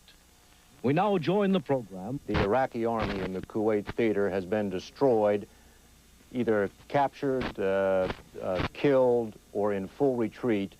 And the remaining half of the Iraqi army is badly confused and doesn't know which way the main threat is coming from, and clearly does not know how to defend itself. But as you've been saying, now is not the time for euphoria. The line around here is that the mother of all battles has turned into the mother of all surrenders. But it is possible for the Republican Guards still to put up some resistance. There are 8 Republican Guards divisions, including 2 tank divisions, and they have been damaged by all of the airstrikes that have been going on for the past 40-some days, but they are not out of action. If the Republican Guards want to put up a fight, they can put up a fight. They surely can't win at this juncture, but they could cause American casualties. There was one other sobering note during the course of that briefing, and that was when Admiral McConnell, the intelligence officer for the Joint Staff, unveiled a commercial satellite photograph of Kuwait City, showing it almost completely blacked out by the smoke from oil fires. And most interestingly, we knew the fires had been burning, but most interestingly, they found some captured documents which showed that on January 17th, which would be the day after the air war started, Saddam Hussein issued orders to his troops in the field to destroy all of the oil fields and to inflict maximum casualties. Now, that's documentary evidence which I suppose could be used against Saddam if we ever come to a war crimes trial. Dan? Thanks, David. Saddam Hussein, with possibly help from Mikhail Gorbachev, may be in the process of his 6th gambit in his effort to survive. An Iraqi request to the United Nations for a ceasefire without consideration of all of the UN resolutions could be at least the next to last gambit from Saddam Hussein. It may be that he's considering trying to buy time so his forces can be ordered to withdraw, but can escape without being fired upon. And that would keep him in power, possibly, and also keep at least the remaining portions of his forces intact. Now, from all indications, from all evidence and testimony, this will not work. President Bush has made it clear that his choices are 2. Either some kind of unconditional surrender to sue for peace, or to publicly ask for a ceasefire and cease hostilities. There is no other choice. That's what President Bush meant earlier today when he said we're going to press on. Our CBS News coverage will continue in a moment.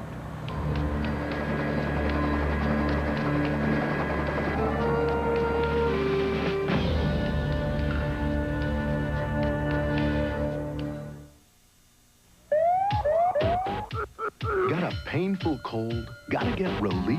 Get Alka-Seltzer Plus cold medicine. It relieves painful cold symptoms some others miss with a decongestant, antihistamine, and a pain reliever you can't find in any other leading cold medicine. The pain's gone. Ah, I can breathe. Everything feels better, better, better. Alka-Seltzer Plus cold medicine. Relief for your painful cold.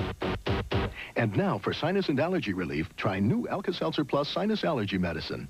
Grandma, what's butter for? So my cookies will taste special for the family reunion. Why? Butter makes them taste better. Why? Butter's natural. Here, taste. Delicious. Because it's butter. Real butter makes family reunions taste even better. New Alpine Lace American Slices. Tastes so good. Low cholesterol and 50% less sodium. Hey, so good. 2/3 less saturated fat. Healthy and tasty American. Tastes so good. Alpine Lace. Someone should talk to you about how much time you spend on the phone, and who you talk to, and when and where. A Sprint representative can easily help you select a savings plan for your personal calling needs. And Sprint has better overall savings than AT&T. So there's a plan that's perfect for you.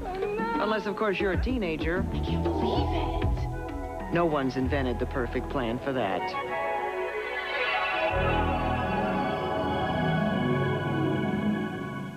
I go to Lens Crafters because with my job, glasses in an hour are not just a convenience, they're a must. Lens Crafters puts the whole lab right in the store to custom craft your top quality glasses in about an hour. Call Lens Crafters at 1-800-522-LENS. When sore muscles or minor arthritis pain hold you back, you need strong medicine. Ben Gay with not just one, but 2 pain relievers. Warming power for fast relief. Helps get you going again. Ben Gay. Fast, strong medicine for pain relief. As U.S. and Allied forces continue dropping the hammer down on the Republican Guard in southern Kuwait and in northern Kuwait and southern Iraq, one is reminded that perhaps in no other place in the world, with the possible exception of the United States, are events being watched more closely than in Israel. Tom Fenton is there. Tom? Well, you bet, Dan, and you can imagine that the Israelis are absolutely delighted with the way that it's going. For the people who defeated in 1967 Egypt, Jordan, and Syria in 6 days, they think this is still a remarkable campaign. But of course, the Israelis wouldn't be the Israelis if they weren't worried about what comes next. And there have been several comments today, one by Prime Minister Shamir, who pointed out that there'll be no peace unless Saddam Hussein is completely removed from power. The Israelis are also pointing out now that the big long-term danger to Israel is not Iraq, it is Syria right next door. But of course, that's further down the road. There's also the reminder, after last night's tragic events in Tehran, that we're still under the threat of Scud missiles, and the next time one of those Scuds could make an unlucky hit here too. Dan? Keeping in mind that Saddam Hussein may have as many as 300 Scud missiles still left in his arsenal. Let's go to Moscow and CBS News correspondent Anthony Mason. Anthony? Dan, from Mikhail Gorbachev today, the first public hints that the disagreements over Gulf policy have caused a strain in U.S.-Soviet relations. Speaking in Minsk today, Gorbachev regretted what he called a cult of war prevailing in international relations. He said the ceasefire should have begun as soon as Saddam announced he was withdrawing from Kuwait, and most importantly, he indicated that he viewed U.S.-Soviet relations as still fragile and called for responsible behavior so that what has been achieved is not destroyed. This is coming after Soviet spokesmen have for the past week been saying that U.S.-Soviet relations were built on an unshakable foundation, but it appears that foundation may now have been a casualty of this war. Dan? Thanks. Bob Fall is at the United Nations. Bob? Dan, let's try to put this in plain English. There are diplomatic efforts here. They are sputtering, and there is no sign of a breakthrough. The Soviet Union still trying to broker a deal and a ceasefire. but there will be neither coming from the Security Council until Iraq agrees to accept all 12 UN resolutions. Thus far, Iraq has not, nor signaled that it will. Vague statements will not do it. What the members want, the British ambassador now says, is, quote, clear, formal, precise, written instructions, nothing less. How hard, how easy to get? The Canadian diplomat, one of them said, it will be as easy as hard as the Iraqis want to make it. He acknowledged it's very hard to get communications from the ambassador here back to Baghdad. Dan? Saddam Hussein still has not sued for peace. He hasn't asked for terms of surrender, and he has not formally requested a ceasefire. Bob McEwen, inside Kuwait City, is with some U.S. Marines. Bob? Dan, I'm here with 2 U.S. Marines who are working with the Kuwaiti resistance inside Kuwait City in advance of what is expected to be an incursion by a larger group of Marines tomorrow. This is Sergeant Scott Dupree, and this is First Lieutenant... Stay with CBS News for continuing coverage of the war in the Gulf. We'll bring you hourly updates on the war. Ahead, a special 1-hour edition of the CBS Evening News tonight. And after your late local news this evening, a 1-hour edition of America Tonight. We'll also have special exclusive reports throughout the afternoon and early evening. Dan Rather, CBS News in Saudi Arabia. Stay with CBS News for continuing coverage of the war in the Gulf. This is CBS. When your family wants a spread with better buttery taste, then Shed Spread Country Crock. Butter, butter, butter, butter, butter, better. A lot better buttery taste. Just say... Butter. Parquet Spread. For better buttery taste, just say Parquet. Thank you. 2 for Tuesday at Pacific Waterbeds. When you buy any one of our specially selected waterbeds, you'll get absolutely free a complete heated waterbed at Pacific Waterbeds. Good evening from Saudi Arabia. We will continue to press the battle. Well, that's the word from the Pentagon tonight, as Allied forces now have almost completely encircled all of the Iraqi troops. Meanwhile, U.S. Marines, Saudi forces, and Kuwaiti resistance fighters are retaking Kuwait City, the capital. And Kuwait citizens have been able to raise their flag there once again. Saddam Hussein's offer to withdraw has been dismissed by President Bush as an outrage. It seems clear tonight that the alliance is determined to crush Saddam Hussein's political as well as his military power. We begin tonight with NBC's Brad Willis, who is deep inside Kuwait. The devastation that was wrought upon this country was evident.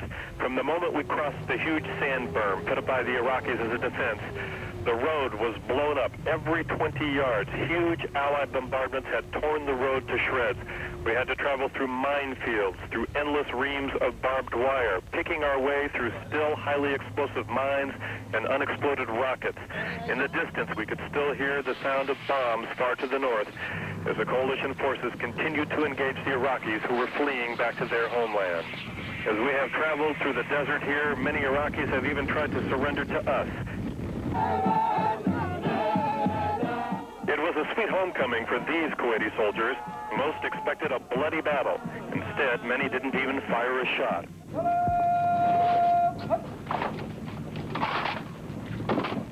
On the outskirts of Kuwait City, in the shadow of a destroyed mosque, a soldier's lament is read from the Quran. يا أيها الذين آمنوا هل أدلكم على Then, on what these troops consider their country's new day of liberation, the Kuwaiti flag is raised.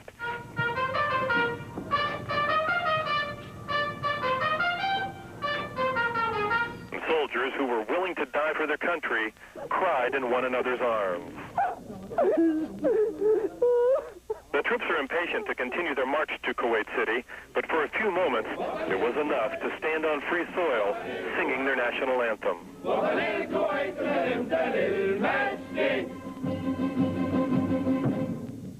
Inside Kuwait City, there is a tremendous sense of joy. People have begun coming out on the streets again, waving, driving their cars around. Some have begun to arrest Iraqis who have more than readily given up. Obviously, their will was broken long before the ground war began, and they were only waiting for the opportunity to surrender. The devastation is everywhere. Iraqi military hardware, tanks, and armored personnel carriers are destroyed. Others have simply been abandoned where they were left in the streets of Kuwait City, the Iraqis fleeing before the onslaught of the Allied forces. Brad Willis, NBC News, inside Kuwait. In rejecting Saddam Hussein's withdrawal offer today, President Bush had the backing of the entire alliance. The British Prime Minister John Major said tonight he started the war on his terms. He must end it on the terms of the United Nations. We have NBC's John Cochran at the White House tonight and Fred Francis at the Pentagon. John, let's begin with you. It looks like the president wants to drive Saddam Hussein from power in Iraq as well as in Kuwait. Tom, they would like that, but they're not prepared to go in and try to pull him out of his bunker. What they will try to do is destroy his offensive power inside Iraq. The president said Saddam's speech was an outrage. He is trying to claim victory in the midst of a rout, and he is not voluntarily giving up Kuwait. He is trying to save the remnants of power and control in the Middle East by every means possible. And here, too, Saddam Hussein will fail. But the key part of Bush's speech was his appeal for Iraqi soldiers to give up their weapons. It is time for all Iraqi forces in the theater of operation, those occupying Kuwait, those supporting the occupation of Kuwait, to lay down their arms. And that will stop the bloodshed. Listen again to the key words, those occupying Kuwait and those supporting the occupation of Kuwait. A senior official later said that was the signal that Bush will not be satisfied until the Republican Guard in southern Iraq gives up its weapons. The senior official said after the war, a demilitarized zone will be set up along the Iraq-Kuwait border. A peacekeeping force including not only Arabs, but possibly other Muslims like the Pakistanis would take over. President Bush wants to bring a substantial number of American troops home immediately. But what of Saddam? White House aides fear he may stay in power. Mrs. Bush today said Saddam can never be trusted to keep the peace. I think he's a cunning man, and unless he drops all his weapons and they walk out, I don't believe him. A senior official later said if Saddam does continue in power, then the U.S. will support any attempt by the Kuwaitis to put him on trial in absentia for war crimes. Tom? Thank you, John Cochran at the White House. The president's hardline position with Saddam Hussein, of course, is backed up by overwhelming superiority on the battlefield. NBC's Fred Francis at the Pentagon right now with the strategy and the execution of that strategy, which has been going so well. Fred? Tom, the chairman of the Joint Chiefs promised the nation in January that the Allies were going to cut Saddam's army off and kill it. And that is exactly what is happening tonight. The war is not over, and we're going to continue to attack and attack and attack. Within 48 hours, Pentagon sources say Allied tanks will have neutralized most, if not all, of Saddam's 500,000-man army. The sources say the Iraqis will be either killed, captured, trapped, or stragglers fleeing north. For the moment, a fifth of those forces, some of them the Republican Guards, are resisting, but they are also disorganized. There has been some movement. We thought initially movement to engage, then it appeared they moved back to go into defensive position. So I think there's a certain element of confusion on their part right now. They're sensing the battlefield and they're finding pressure from all sides. So I think they're making some choices now. But the paths of retreat are largely cut off. More than 120,000 Allied troops are in southern Iraq and pressing the attack toward Kuwait. Allied troops are hard by the Euphrates River and may cross it to block a retreat from Basra, Iraq's southern port city. And Marines are in position to move ashore to close the routes to Basra to those Iraqi forces who battled with other Marines today inside Kuwait City. Through the night and into the day tomorrow, we will continue to press the battle. We are still engaged in combat, and we will not let up. I mentioned earlier that the Marines may have slowed down for the night because they're tired and they've been attacking for 3 days. But they'll be back up and at them very early, I can assure you, and the other forces that are there, many of them will be attacking through the night. It is too early to say that the U.S. and Allied forces are into mopping up operations, but they expect to be by this weekend. And senior officials here say tonight that tens of thousands of American combat troops will be home by the end of March. That is possible, say officials, because of the certain destruction of Saddam's army. Tom? Thank you, Fred Francis at the Pentagon. One dramatic example tonight of the Allies' success. There is virtually an army of Iraqi prisoners of war. More than 50,000 estimated by the Pentagon and still counting. Allied planners expected lots of prisoners, but not this many this quickly.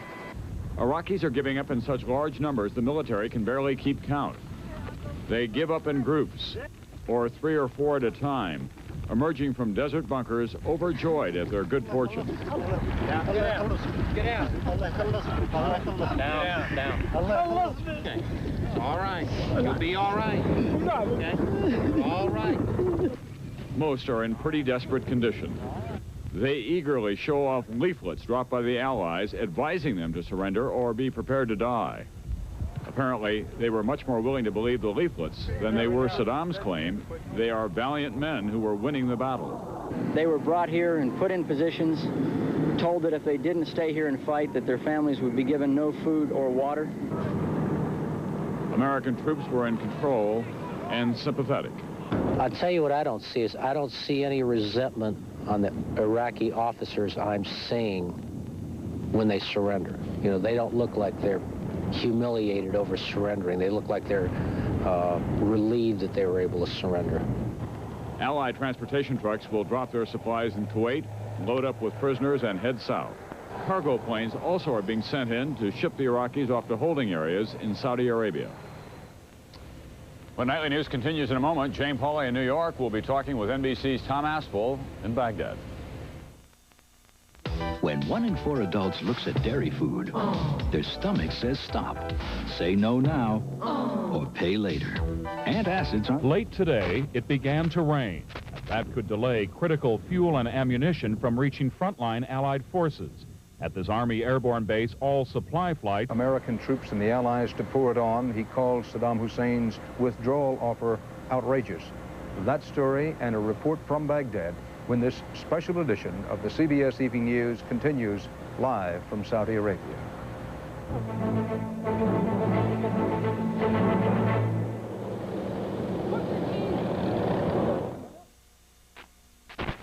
When 1 in 4 adults looks at dairy food, their stomach says stop. Say no now or pay later. Antacids aren't made for this problem called lactose intolerance. But new Dairy Ease is. It's not an antacid, but a natural nutritional supplement that helps comfortable digestion of ice cream, cheese, and milk. Now enjoy dairy food as naturally as everyone else with pleasant-tasting, chewable new Dairy Ease. I got a phone call this morning from one of our oldest customers. He fired us. After 20 years, he fired us. Said he didn't know us anymore. I think I know why. We used to do business with a handshake, face-to-face. Now it's a phone call and a fax. Get back to you later, with another fax, probably. Well, folks, some things gotta change. That's why we're gonna set out for a little face-to-face chat with every customer we have. But Ben, that's gotta be over 200 cities. I don't care. Thanks. If you're the kind of business that still believes personal service deserves a lot more than lip service, welcome to United. Larry. Lewis. That's the way we've been doing business for over 60 years. Ben, where are you going? To visit that old friend who fired us this morning. United. Come fly the friendly skies.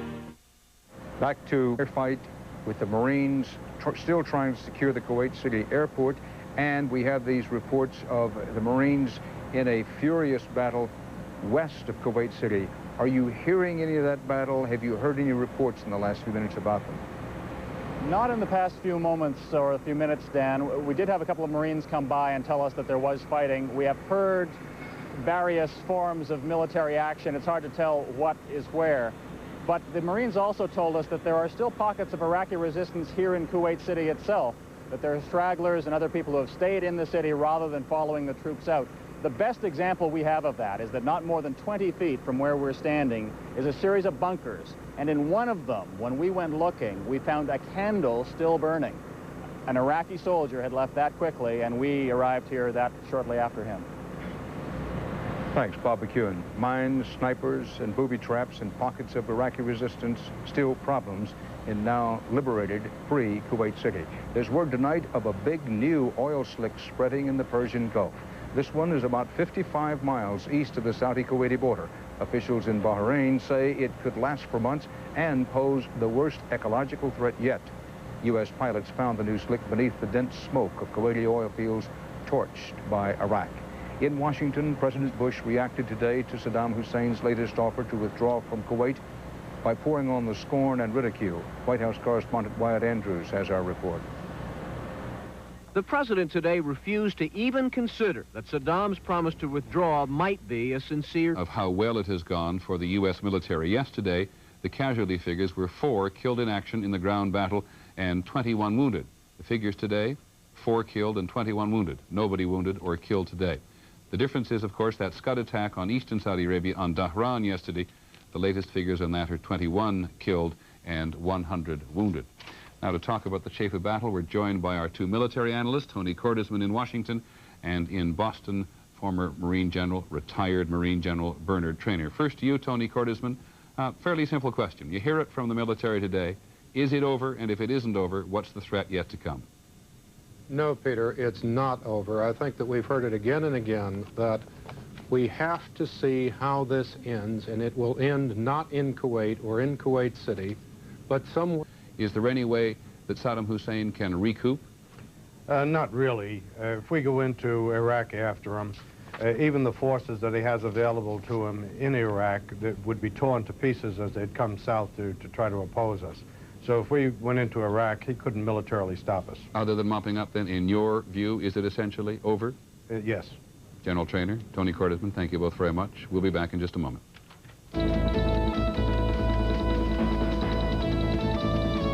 Over 10 years. Because of special circumstances, because Iraq could not stand against an allied camp of 30 countries. The president's words were broadcast over Baghdad radio. Saddam portraying the war as a battle between good and evil, claiming the confrontation is not yet over, stating the moral victory is theirs. The speech drew a captive audience in a hotel lobby, in tea houses, and on the street. All day long, Iraqis waited to see whether the United States would stop the war. And then President Bush said Saddam had not delivered enough. Now it became very clear from his speech that he wanted to destroy all the military utilities of Iraq. And from this point, as Iraqi and as a human being, I'm telling him enough blood, enough. Late afternoon, the Ministry of Information issued a press release saying that while Iraqi troops are continuing to withdraw from Kuwait, the Allies are continuing to attack them on land and in the air. The Iraqis call those attacks cowardly, committed by cowards who have forgotten their military honor. That said, the withdrawal will continue.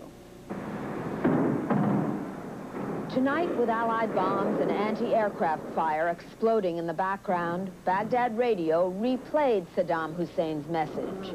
And Iraqis are left to wonder, what's next? Betsy Aaron, CBS News, Baghdad. When we come back, a follow-up on the latest deadly Scud attack and what happened to the Patriot defense system. The Allies want promises in writing from Saddam Hussein first. There has to be a very clear, formal, precise, written acceptance of these other resolutions, of all the 12 resolutions. That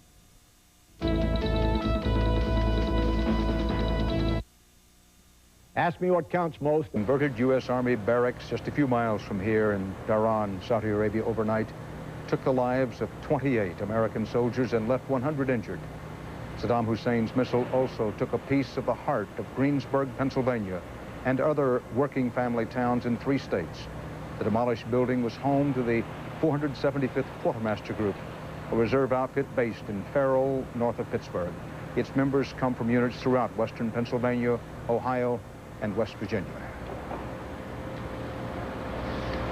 Harry Smith was the first reporter to reach the site of that Scud disaster. He tells us tonight that some Americans and others may have put a little too much faith in a defense that... For troops and their families, we're donating $5 for every reservation made and used through our special 800 number at a Quality, Comfort, Clarion Sleep, Roadway, Friendship, or Econo Lodge hotel. The Choice Yellow Ribbon Fund. Call 1-800-4-CHOICE. You'll be doing your part for those who are doing theirs. Hello. I'm sorry to bother you, but I'm having a dinner party and I've run out of coffee. Come in. Thank you. Would Taster's Choice be too good for your guests? Oh, I think they could get used to it. Could they? Yes. Savor the sophisticated taste of Taster's Choice. Have you met your new neighbor yet? Oh, I've popped in for coffee. Waiting for the war to end in Baghdad. Once again today, the Iraqi people listened to the words of Saddam Hussein and heard a very different assessment of the war than the rest of us. ABC's Bill Blakemore is still there. People in the center of Baghdad this morning had heard the early radio announcement that Iraq was withdrawing from Kuwait, and they were hopeful the war might now end. We hope peace come as easy, as quickly as possible. And with Iraqi dignity intact. 30 countries against only one country. I think we made a good job. Then at midday, Iraqis listened as Saddam Hussein himself said Iraqi forces were withdrawing and addressed Iraqi soldiers in the past tense, saying God was with you in your fight and you were brave. At about 2:30 p.m., we thought we heard more heavy Allied bombing on Baghdad. But at least some of that turned out to be thunder from a passing rainstorm, sweeping through Baghdad on the wind which has been blowing steadily from the south for 2 days now. This wind has brought with it billows of dark, greasy mist which smells of oil. This new added worry for people here has left a sooty grime on outdoor surfaces. The rainwater collecting in the bottom of this hotel's swimming pool, which was green until yesterday, has turned black. The air seems a bit colder, and people here in Baghdad are wondering if it's because so little light has filtered through from the sun for 2 days now. People here still have no way of telling whether their afternoon has been turned into night by bombed oil refineries or ignited oil wells or both. But concerns about this extraordinary air pollution took second place this afternoon in the minds of Baghdad's residents. Primary concerns here are about the fate of Iraqi soldiers and what Iraq's government will do next in this war. And repeated air attacks on Baghdad tonight kept telling people here that it's still not over. Bill Blakemore, ABC News in Baghdad. That smoke and oily black rain, apparently from the burning oil fields in Kuwait, fell over Turkey today, nearly 600 miles away. Local officials advise residents to wash their fruits and vegetables. We'll have more news in a moment.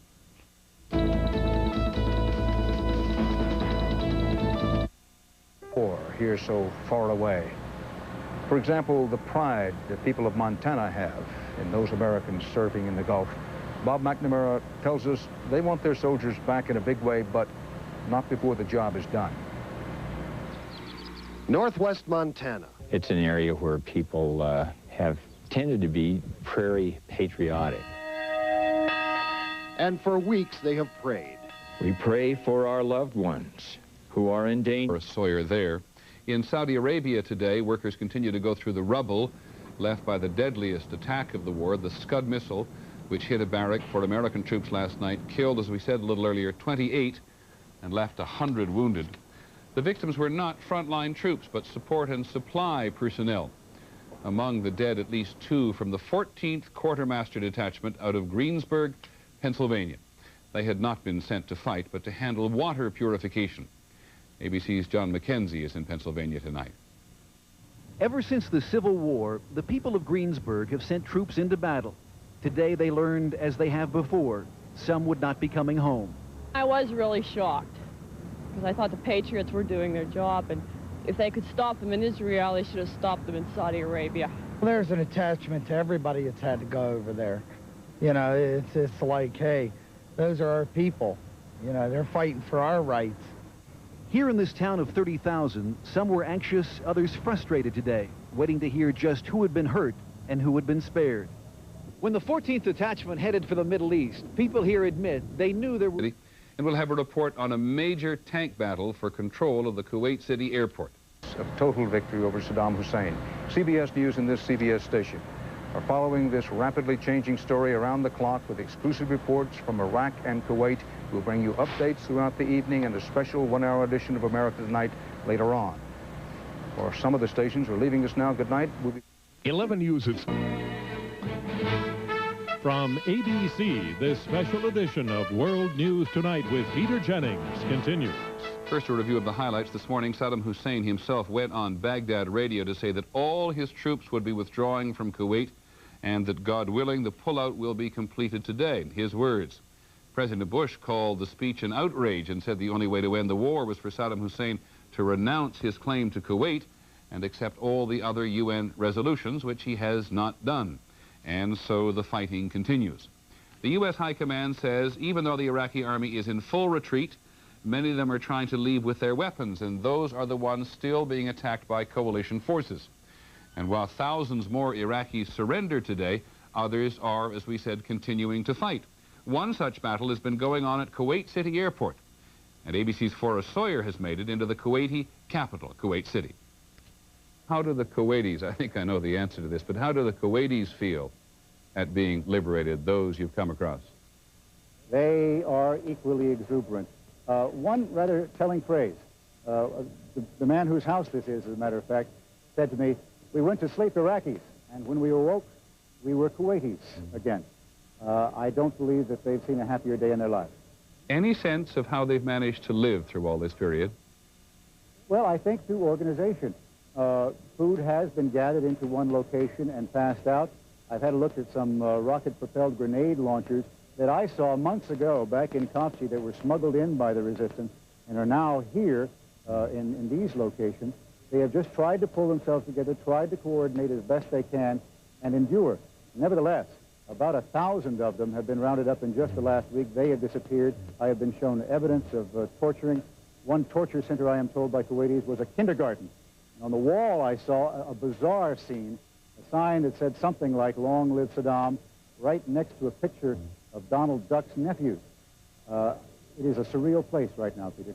Just to remind people at home why you look like you do, it's the middle of the night in Kuwait City, and we're photographing you with a night scope. As you've driven around the city, how much evidence have you seen of really serious physical damage?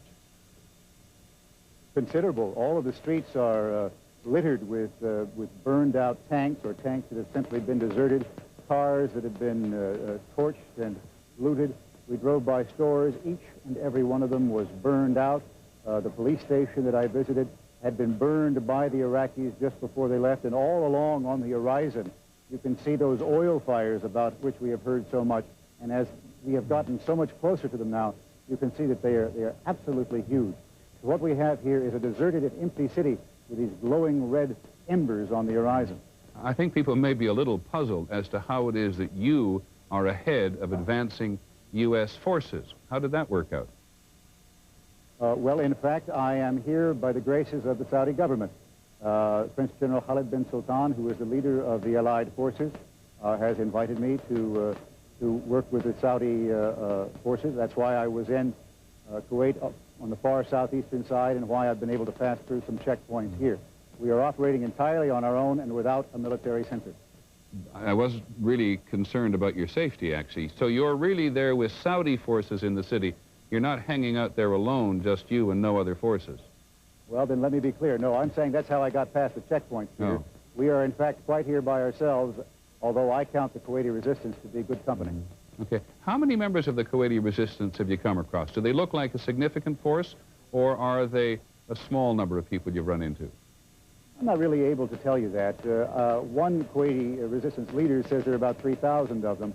I have only seen 10 or 15 people, a group that was at the police station, the few people that we have come across here. I think that they are scattered through the city, and I suspect that they are not a particularly large number, although by tomorrow I'll be able to give you a better read on that. ABC's Forrest Sawyer in Kuwait City, who we talked to just a short while ago. He looks that color because we shot it with the night scope. It is, of course, the middle of the night there. If much of the battle to retake Kuwait seems to have been easier than commanders had expected, that is by no means universally true. ABC's Bob Zelnick reports tonight on a major tank battle that is still being fought on the outskirts of Kuwait City.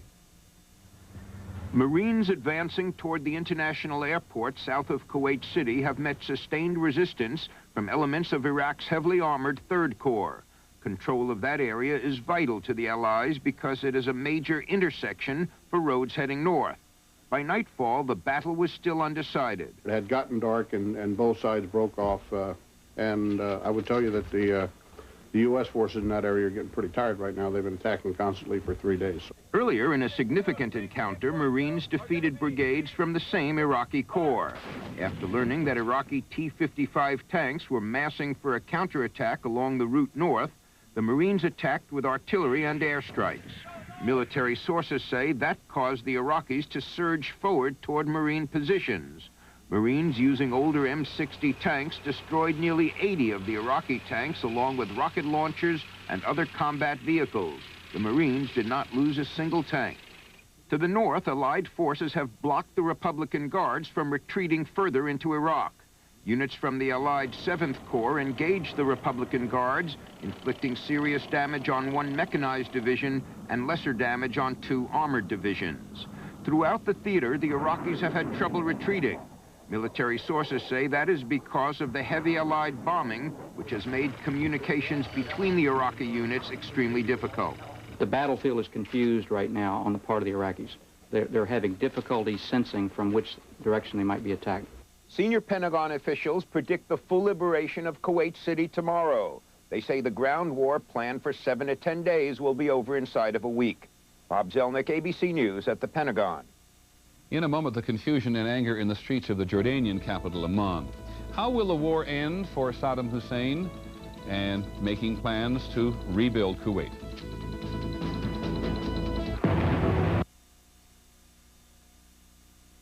Tonight after Who's the Boss? You're the greatest. Thank you, thank you. There's lots of love in the air. You're in love, bro.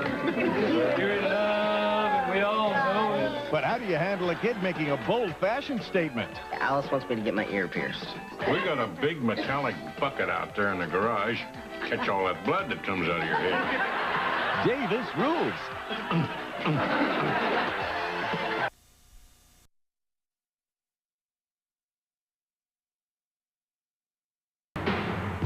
We are going to get inside the American embassy. You have the and we are waiting for you, yes.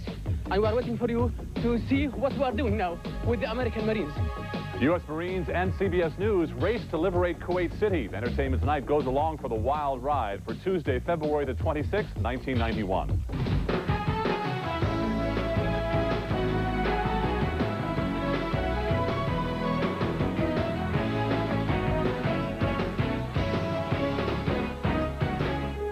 Hello again, everybody. I'm Mary Hart. And I'm John Tesh. It was a bizarre and unusual liberating force that set out to retake Kuwait City from the enemy. American airborne troops parachuted in. U.S. Marines clanked in aboard armored vehicles. And CBS News, leaving the competition in the dust, drove into the city on the freeway in a camera car, taking pictures along the way. It's obvious something has happened here inside the city, a lot of hulks of automobiles. This morning, CBS reporter Bob McEwen and his crew delivered some remarkable pictures while driving into Kuwait City, the first journalist to do so. For CBS, it was quite a turnaround. It's hard to imagine CBS News in the position of the underdog, but they were. After the war started, they got terrible reviews and lousy ratings, and deservedly in both cases, because they were doing probably the poorest job in the history of that organization. While the other networks and CNN were running stories on yesterday's Gulf War action, CBS anchorman Dan Rather went live to McEwen and some jubilant Kuwaiti citizens. I have some American Marines here with me. We are going to get inside the American embassy. You have and we are waiting for you, yes. And we are waiting for you to see what we are doing now with the American Marines. Well, frankly, I'm not sure we can do that right this minute. But if you can wait for... I can't wait, sir, because we are already put the plans to get inside the American embassy. How did CBS do it? In an exclusive satellite interview this morning with Dan Rather in Riyadh, Saudi Arabia, Rather told us reporters Richard Throkeld and Bob McEwen were outfitted with portable news gear and given simple instructions. Go north, keep going north, get as close as you can to the battle area. And one of the goals all along was to try to be first to broadcast live out of Kuwait City. And they just kept driving. They also got help from U.S. Marines, from the 1st Cav of the U.S. Army, and from a number of the Arab Army people, including the Egyptians. All of those people were of great help. there has been some debate here that I'm sure you're aware of that perhaps the news has been jeopardizing, or there's a possibility that it's been jeopardizing our troops. Well, we're very aware of that, and we've tried to work with the military very closely. We didn't want anything that we did, or still do, to in any way jeopardize not only any American troops, but any other of the Allied troops. No one in the military has complained that we have endangered anyone. They haven't always agreed with our coverage, and we wouldn't be much as independent American journalists if they agreed with everything. But I think that they do agree that we have tried hard not to endanger a single American life. We certainly didn't want to. Finally, the war has clearly been more than maps and statistics to the CBS anchorman. Rather said his emotional reaction to the troops' courage this morning was unavoidable. Say, listen. Well, it certainly touched me, John. When you see these young American men and women out here, they're the people who did it. They're the people who put themselves on the line, and they're the people who deserve the credit, the ribbons, the medals, the ticker tape parades. The war and its dangers continue, of course, as evidenced by a CBS satellite transmission. Come on, Mom. Live dangerously. Living dangerously isn't what's kept me the same size as the day I was married. The syrup's delicious, really rich and mapley. Oh, and it's light. Light? Log cabin light syrup, Mom. Half the calories. Log cabin syrups, irresistible maple flavor for more than 100 years. For my pasta primavera, cook pasta according to package directions. Now for my shortcut. Drain the pasta into a colander containing the frozen vegetables. The water heats the vegetables. Combine a half cup of half and half and some Parmesan cheese. Then toss. A quick and tasty pasta. Shortcuts. How long does it take to get a really good workout? I used to work out for an hour and a half with machines and free weights. That was then. This is now. I switched to the 30-minute workout with that amazing light circuit equipment. For total fitness, join President and First Lady now for just $24 a month. Call 1-800-695-7777. Is 30 minutes enough? You tell me. I went to Bobby Luderman's party. I had the best time. His mom made potatoes that were so curly. They were the most fun. Marjorie found one that was a mile long. I asked Bobby's mom what kind of potatoes they were. They were Ore-Ida Golden Twirl. I told his mom it was the best party I ever went to.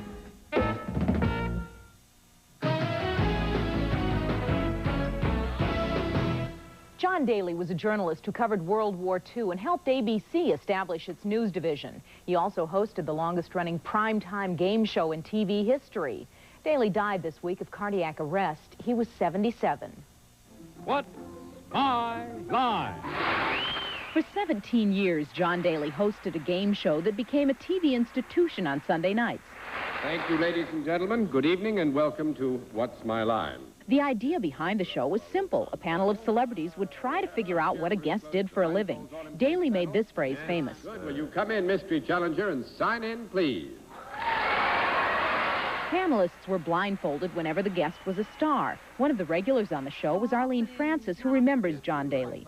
He was exactly what you saw on that program. He was really the perfect moderator. He never tried to make it his show.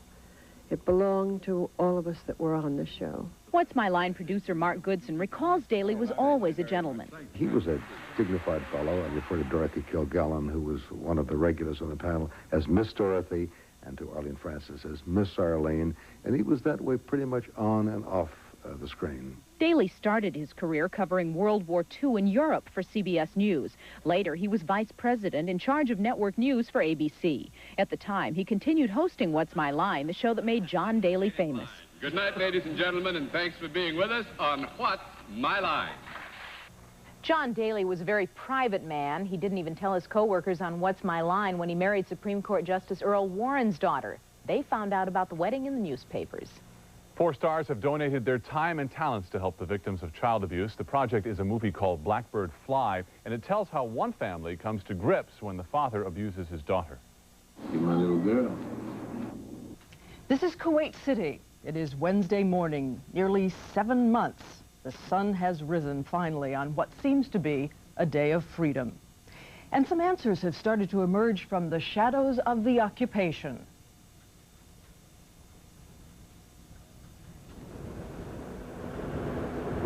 We'll hear what kind of damage the Iraqis did, what atrocities they committed, and how the Kuwaiti underground managed to survive. Forrest Sawyer joins us live from the capital of Kuwait.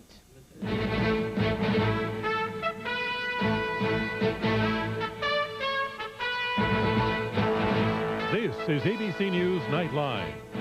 Substituting for Ted Koppel and reporting from New York with the latest on the Gulf War, Diane Sawyer. Good evening. In war, General MacArthur said there is no substitute for victory. It is not over. There may still be bruising land battles ahead. But tonight, in the hours since the evening news, Allied forces have continued their juggernaut through Kuwait. And ahead of them, most of the Iraqis seem to be beating a full retreat, or stopping to join what may be the longest line on the planet right now. The throng of Iraqi soldiers gathered in the desert in surrender, at least 30,000 so far. Bob Zelnick at the Pentagon tells us that sources there say the battle at the airport outside Kuwait City seems to have ended, at least for now. The Iraqi unit that engaged there may have simply stolen into the night. And in a protocol reminiscent of World War II, when General Eisenhower allowed the French resistance forces to be the first to walk through the streets of liberated Paris, not long ago, Kuwaiti soldiers entered their capital after 7 months coming home. At the outskirts of the town, the U.S. and other Allied forces waited out of respect. There to greet the troops moving into Kuwait City, our own Nightline correspondent, Forrest Sawyer, and his sturdy band who moved out ahead of the military and entered the city on their own. Forrest, good morning to you there. Tell us something of what you've seen in this new day in Kuwait City. Well, good morning, Diane. In the light of day, I can tell you that you cannot escape seeing the effects of the Iraqi occupation. First of all, the city is covered by a pall of smoke. It's coming from those oil fires that the Iraqis set to the refineries, to the processing areas, to the oil wells themselves, and it has caused a heavy rain, which is even now beginning to get even heavier. That's the first thing. Then as you move out in the city in the light of day, you see damage everywhere. Cars that have been destroyed, whole businesses that have been ransacked and then completely torched. You see the holes where the tank artillery fire attacked them as the occupation began. And finally, you can see the homes that were taken over by the Iraqis themselves. This is the sign of the occupation. But you also see in the streets, Diane, Kuwaiti defense people. That is the Kuwaiti resistance, a police station not far from here where they stand with 13 prisoners in the cells and the guns. They told me last night that we are the policemen now. The Iraqi soldiers who remain in this town have become the thieves. Have you seen the American embassy? Have you been out in the streets and returned to that scene that we all saw so many nights on our nightly newscasts? Well, I was there last night, and I did return again this morning, Diane. I had noticed last night that there was a flag flying on the pole. I couldn't make out what kind of flag it might have been. When I saw it this morning, I can tell you that it was indeed the American flag flapping in the wind. I was told by some members of the Kuwaiti resistance that when the ground war started, he didn't know how, but he was certain that Kuwaiti resistance members managed to move into the embassy and put it up on the pole. He doesn't remember seeing it before that. It doesn't appear that Iraqis have gone inside the compound, although in the Kuwait Hotel just across the way, they had set up their military intelligence. And they have destroyed all of those rooms, which were their headquarters for intelligence, I am told, because they wanted to get rid of any records or any evidence that might be left behind. I was hoping we'd see that flag because by one account, that flag was brought to Kuwait City by a member of the Special Forces who had brought it there because a soldier in Vietnam had died with that flag in his arms, and he wanted to bring it there and hoist it once more. Now, when you were coming into the city, and we want to see some pictures of your arrival for us, tell me a little bit of what you were anticipating. Did you think, had you been warned that there might be mines, booby traps up ahead? How much danger? Let me answer that for you, Diane, but first I will say something about the flag that you just mentioned. There was indeed that flag that was brought by Special Forces members. That is not the one that is flying over the embassy right now. Special Forces teams, that's about 10 of them, arrived at the embassy last night, and they were told, I am informed, by General Schwarzkopf that they should remove themselves from the United States Embassy, get over to the Saudi Embassy. They should not go in. That would come later, after the city, as you have pointed out, is properly occupied by the Kuwaitis themselves. Again, the importance of symbolism. Now, as to your question, were we warned about the city? Indeed, we were. And we simply pointed our car on into the city to see what was there. We kept driving further and further. We did not encounter any troops and found ourselves right smack in the middle of the city. As we drove along, we noticed a number of things. We noticed signs that were saying Free Kuwait. We noticed burned out tanks, vehicles that had been destroyed. There were craters in the ground from the Allied bombing, and there was debris everywhere. You could see that it had been the sign, if not of a battle, at least of a very heavy air assault that had knocked out a lot of the Iraqi artillery and armor. So it was clear, and I think we're always astonished in wartime with no communication how quickly word spreads. It was clear that the Kuwaiti people knew what was afoot. I'm sorry, could you say that again, Diane? So it was clear that despite the fact that there's been no telephone communication of any time, the Kuwaiti people knew that some kind of possible liberation was near. Oh, they certainly did, and they knew it in a lot of ways. They knew it by the air assault that had intensified around them. They were able to listen to radio. There is Radio Free Kuwait that is beamed in here by Allied forces.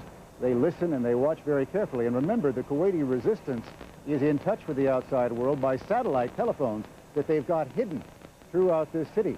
The resistance has managed to hole itself up in here. They have got food stores that have been put away. They've distributed that to people here. And they've got signs on their clothing so that people know exactly who they are. They are remarkably well organized in the face of what the Iraqis have tried to do to them. All right, we're going to learn more about that resistance and how it managed to sustain itself through those long 7 months when we come back. This is ABC News Nightline, brought to you by Ford. Difficulties into Kuwait City, and I suppose it's remarkable that we have satellite capability at all. While we're clearing those up, we're going to now bring you a report. You know, the events have been moving so quickly in the Gulf, as fast as the Allied advance, and ABC's John Lawrence is in Saudi Arabia and is going to bring us up to date. It is dawn here on the start of the 4th day of the ground war in the Gulf, and the military picture is as hazy as the weather on the battlefield. Rain, mist, low clouds, and the smoke and smog from burning oil fields are combining to give new meaning to the old expression, the fog of war. It hampers the Allied air war most. Of course, air supremacy, as I've just mentioned, is a key to the successful execution of a land battle with a minimum of casualties, and the weather conditions are not ideal at the moment. After the first 3 days of fighting, a broad, general picture of the battlefield begins to emerge. Just outside Kuwait City, coalition forces are poised Wednesday to move into the Kuwaiti capital against unknown Iraqi opposition. At the Kuwaiti International Airport, U.S. Marines are now finding out whether the Iraqi units who stood and fought so fiercely on Tuesday remain. When the sun comes up, the question in my mind will be, will the enemy still be there? But it had gotten dark and both sides broke off.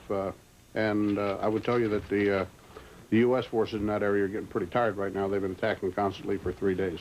In southern Iraq, near the border with Kuwait, the Allies' biggest strike force, made up of the 7th U.S. Armored Corps and the 1st British Armored Division, are ready to engage again with the Iraqi Republican Guard. But the intentions of those 8 elite Iraqi divisions to stand and fight, to counterattack, or to try to escape are still not clear. There have been tank engagements with the Republican Guard. In each case, the result has been a very positive one for us. Whether there'll be a major tank engagement with them, whether they'll come out with large numbers of tanks, is something that lies in the future. I don't know. Farther north, U.S. and French forces are in position to block the retreat of Iraqi troops and their equipment. But the numbers of soldiers is so great and the distances involved so vast, it may not be possible to trap them all. General, without saying exactly where our troops are, is it possible for the Republican Guards to retreat up north? Can they escape? All things are possible. Some of them are more difficult than others. These scenes of Iraqi soldiers at the moment of their surrender shows the emotions of men who until now expected to die.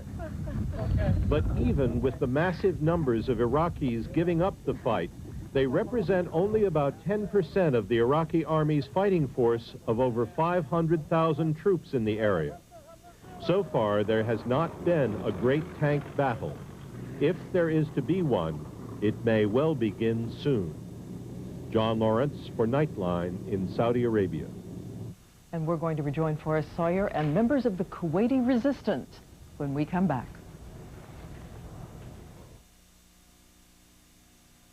2020, when both Mom and Dad... The Allied briefers, the rumors and reports out of Kuwait have hinted at Iraqi brutality, atrocity, even war crimes.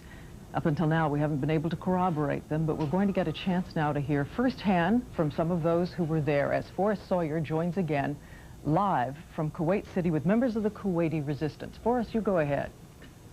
Diane, I have a number of residents of Kuwait who are with me here, and help me get this straight. Faisal al-Salal is standing here beside me.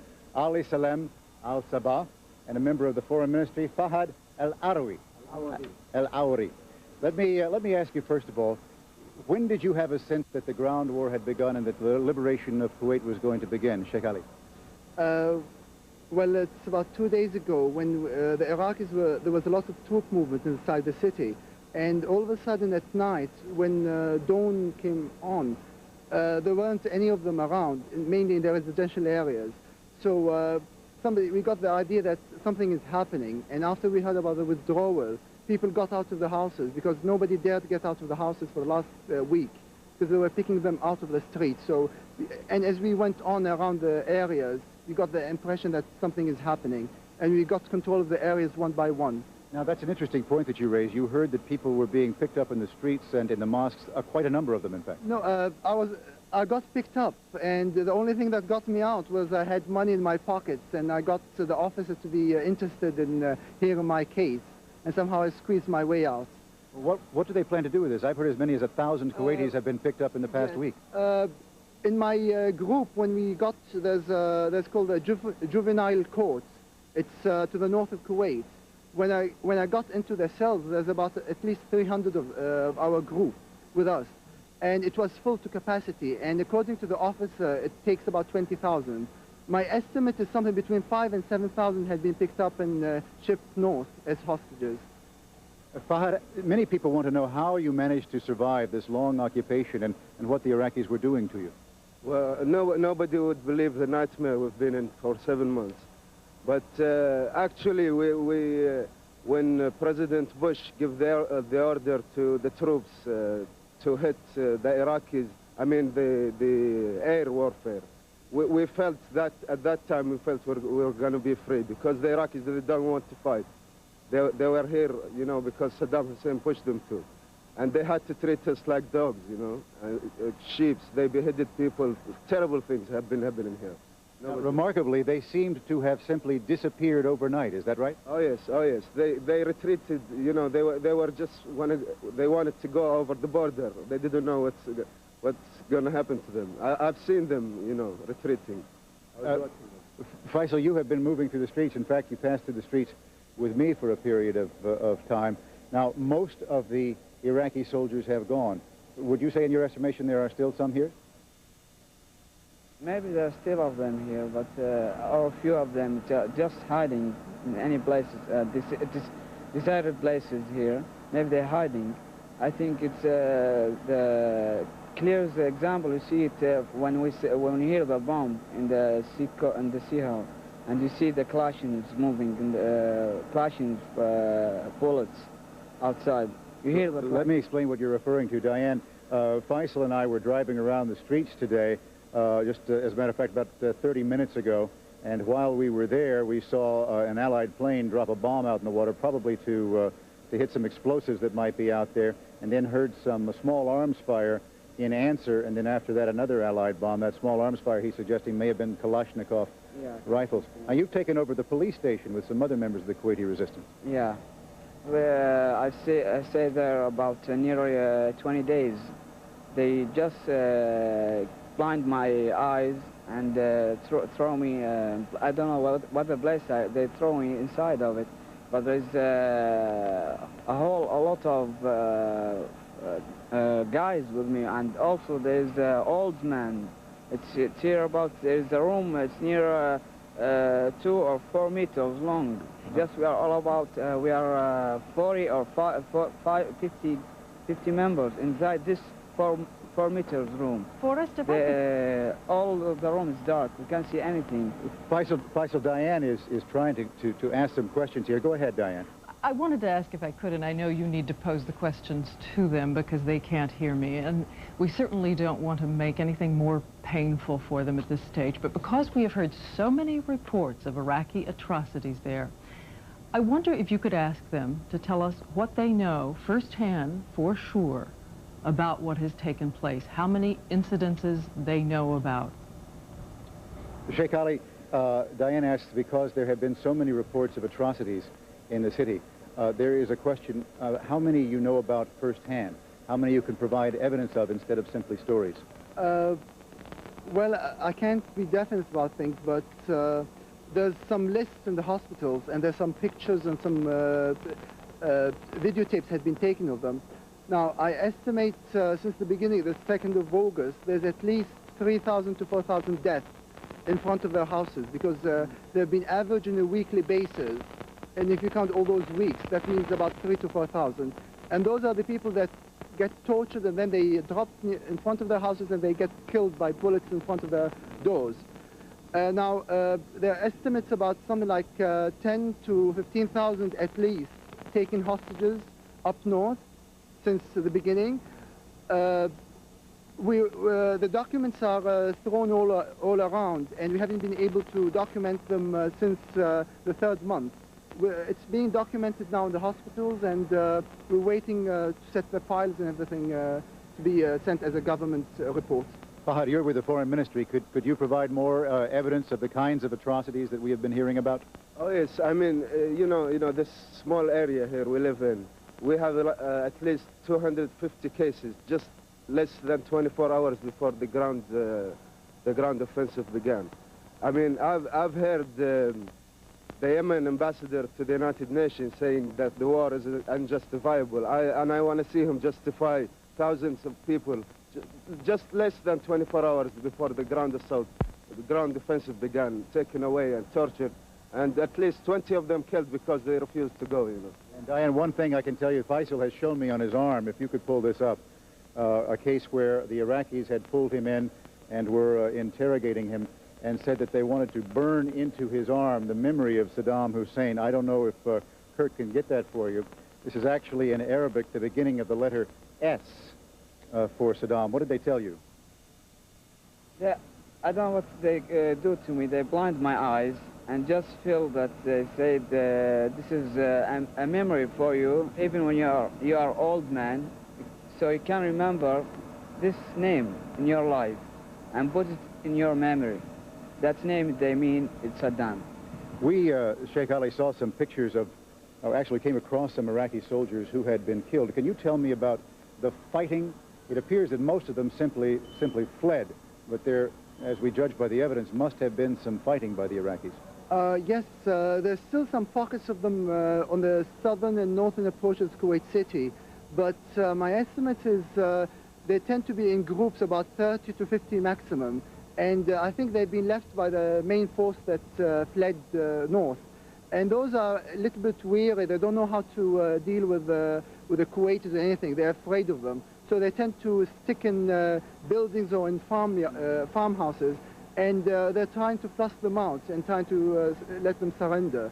But, you know, they need somehow a main group or somebody to surrender to. So they're trying to sort them out. Forrest? All right, Diane would like to ask one more question. Please, Diane. Well, I've got two, really. First is a quick practical question. How did they get food and water? The practical question, Fahad, is what about food and water and supplies during the occupation? Well, Kuwaitis, you know, they try to stick together. They try to supply their own foodstuff, you know, from their own sources.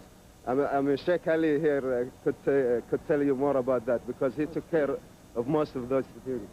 Well, it's, I mean, under the circumstances, I think we were bearing well. I mean, we were not in an excellent condition, but after 7 months of nothing coming in, I think we're okay. And a final, Yes, not so practical question, if I could.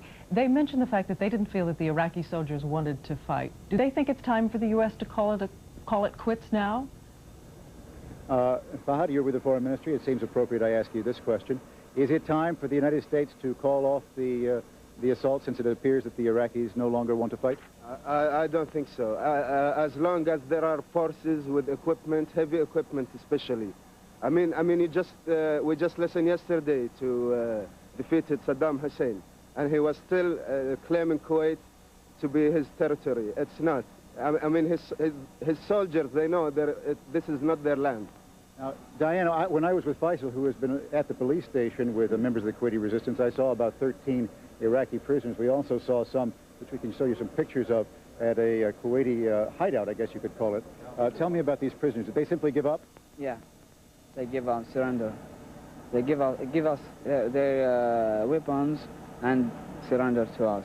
Why? Because he just say, for what I fight? There's no fair case I fight for it. What can I do? Nothing. I know my feeling that from the beginning, it's not a fair fight to fight for it. All right, Faisal, Sheikh Ali, Fahad, thank you very much for coming out in the rain and talking with us this morning. Diane? Thank you very much, Forrest, and our thanks, of course, to what must be called the valiant members of the Kuwaiti resistance who joined you there. We'll be back with more in just a moment. Unfold. Already on the schedule is tomorrow morning's military briefing from Saudi Arabia, which will be carried live at 10 a.m. Eastern Time. And on tomorrow's Nightline, Ted Koppel will report from the Persian Gulf. One final note, I'm glad Forrest Sawyer corrected me on that flag now flying over the American embassy in Kuwait City. But maybe that Vietnam veteran who carried his buddy's flag as he moves into the city today will get a chance to hoist it yet. That's our report for tonight. I'm Diane Sawyer in New York. For all of us here at ABC News, good night.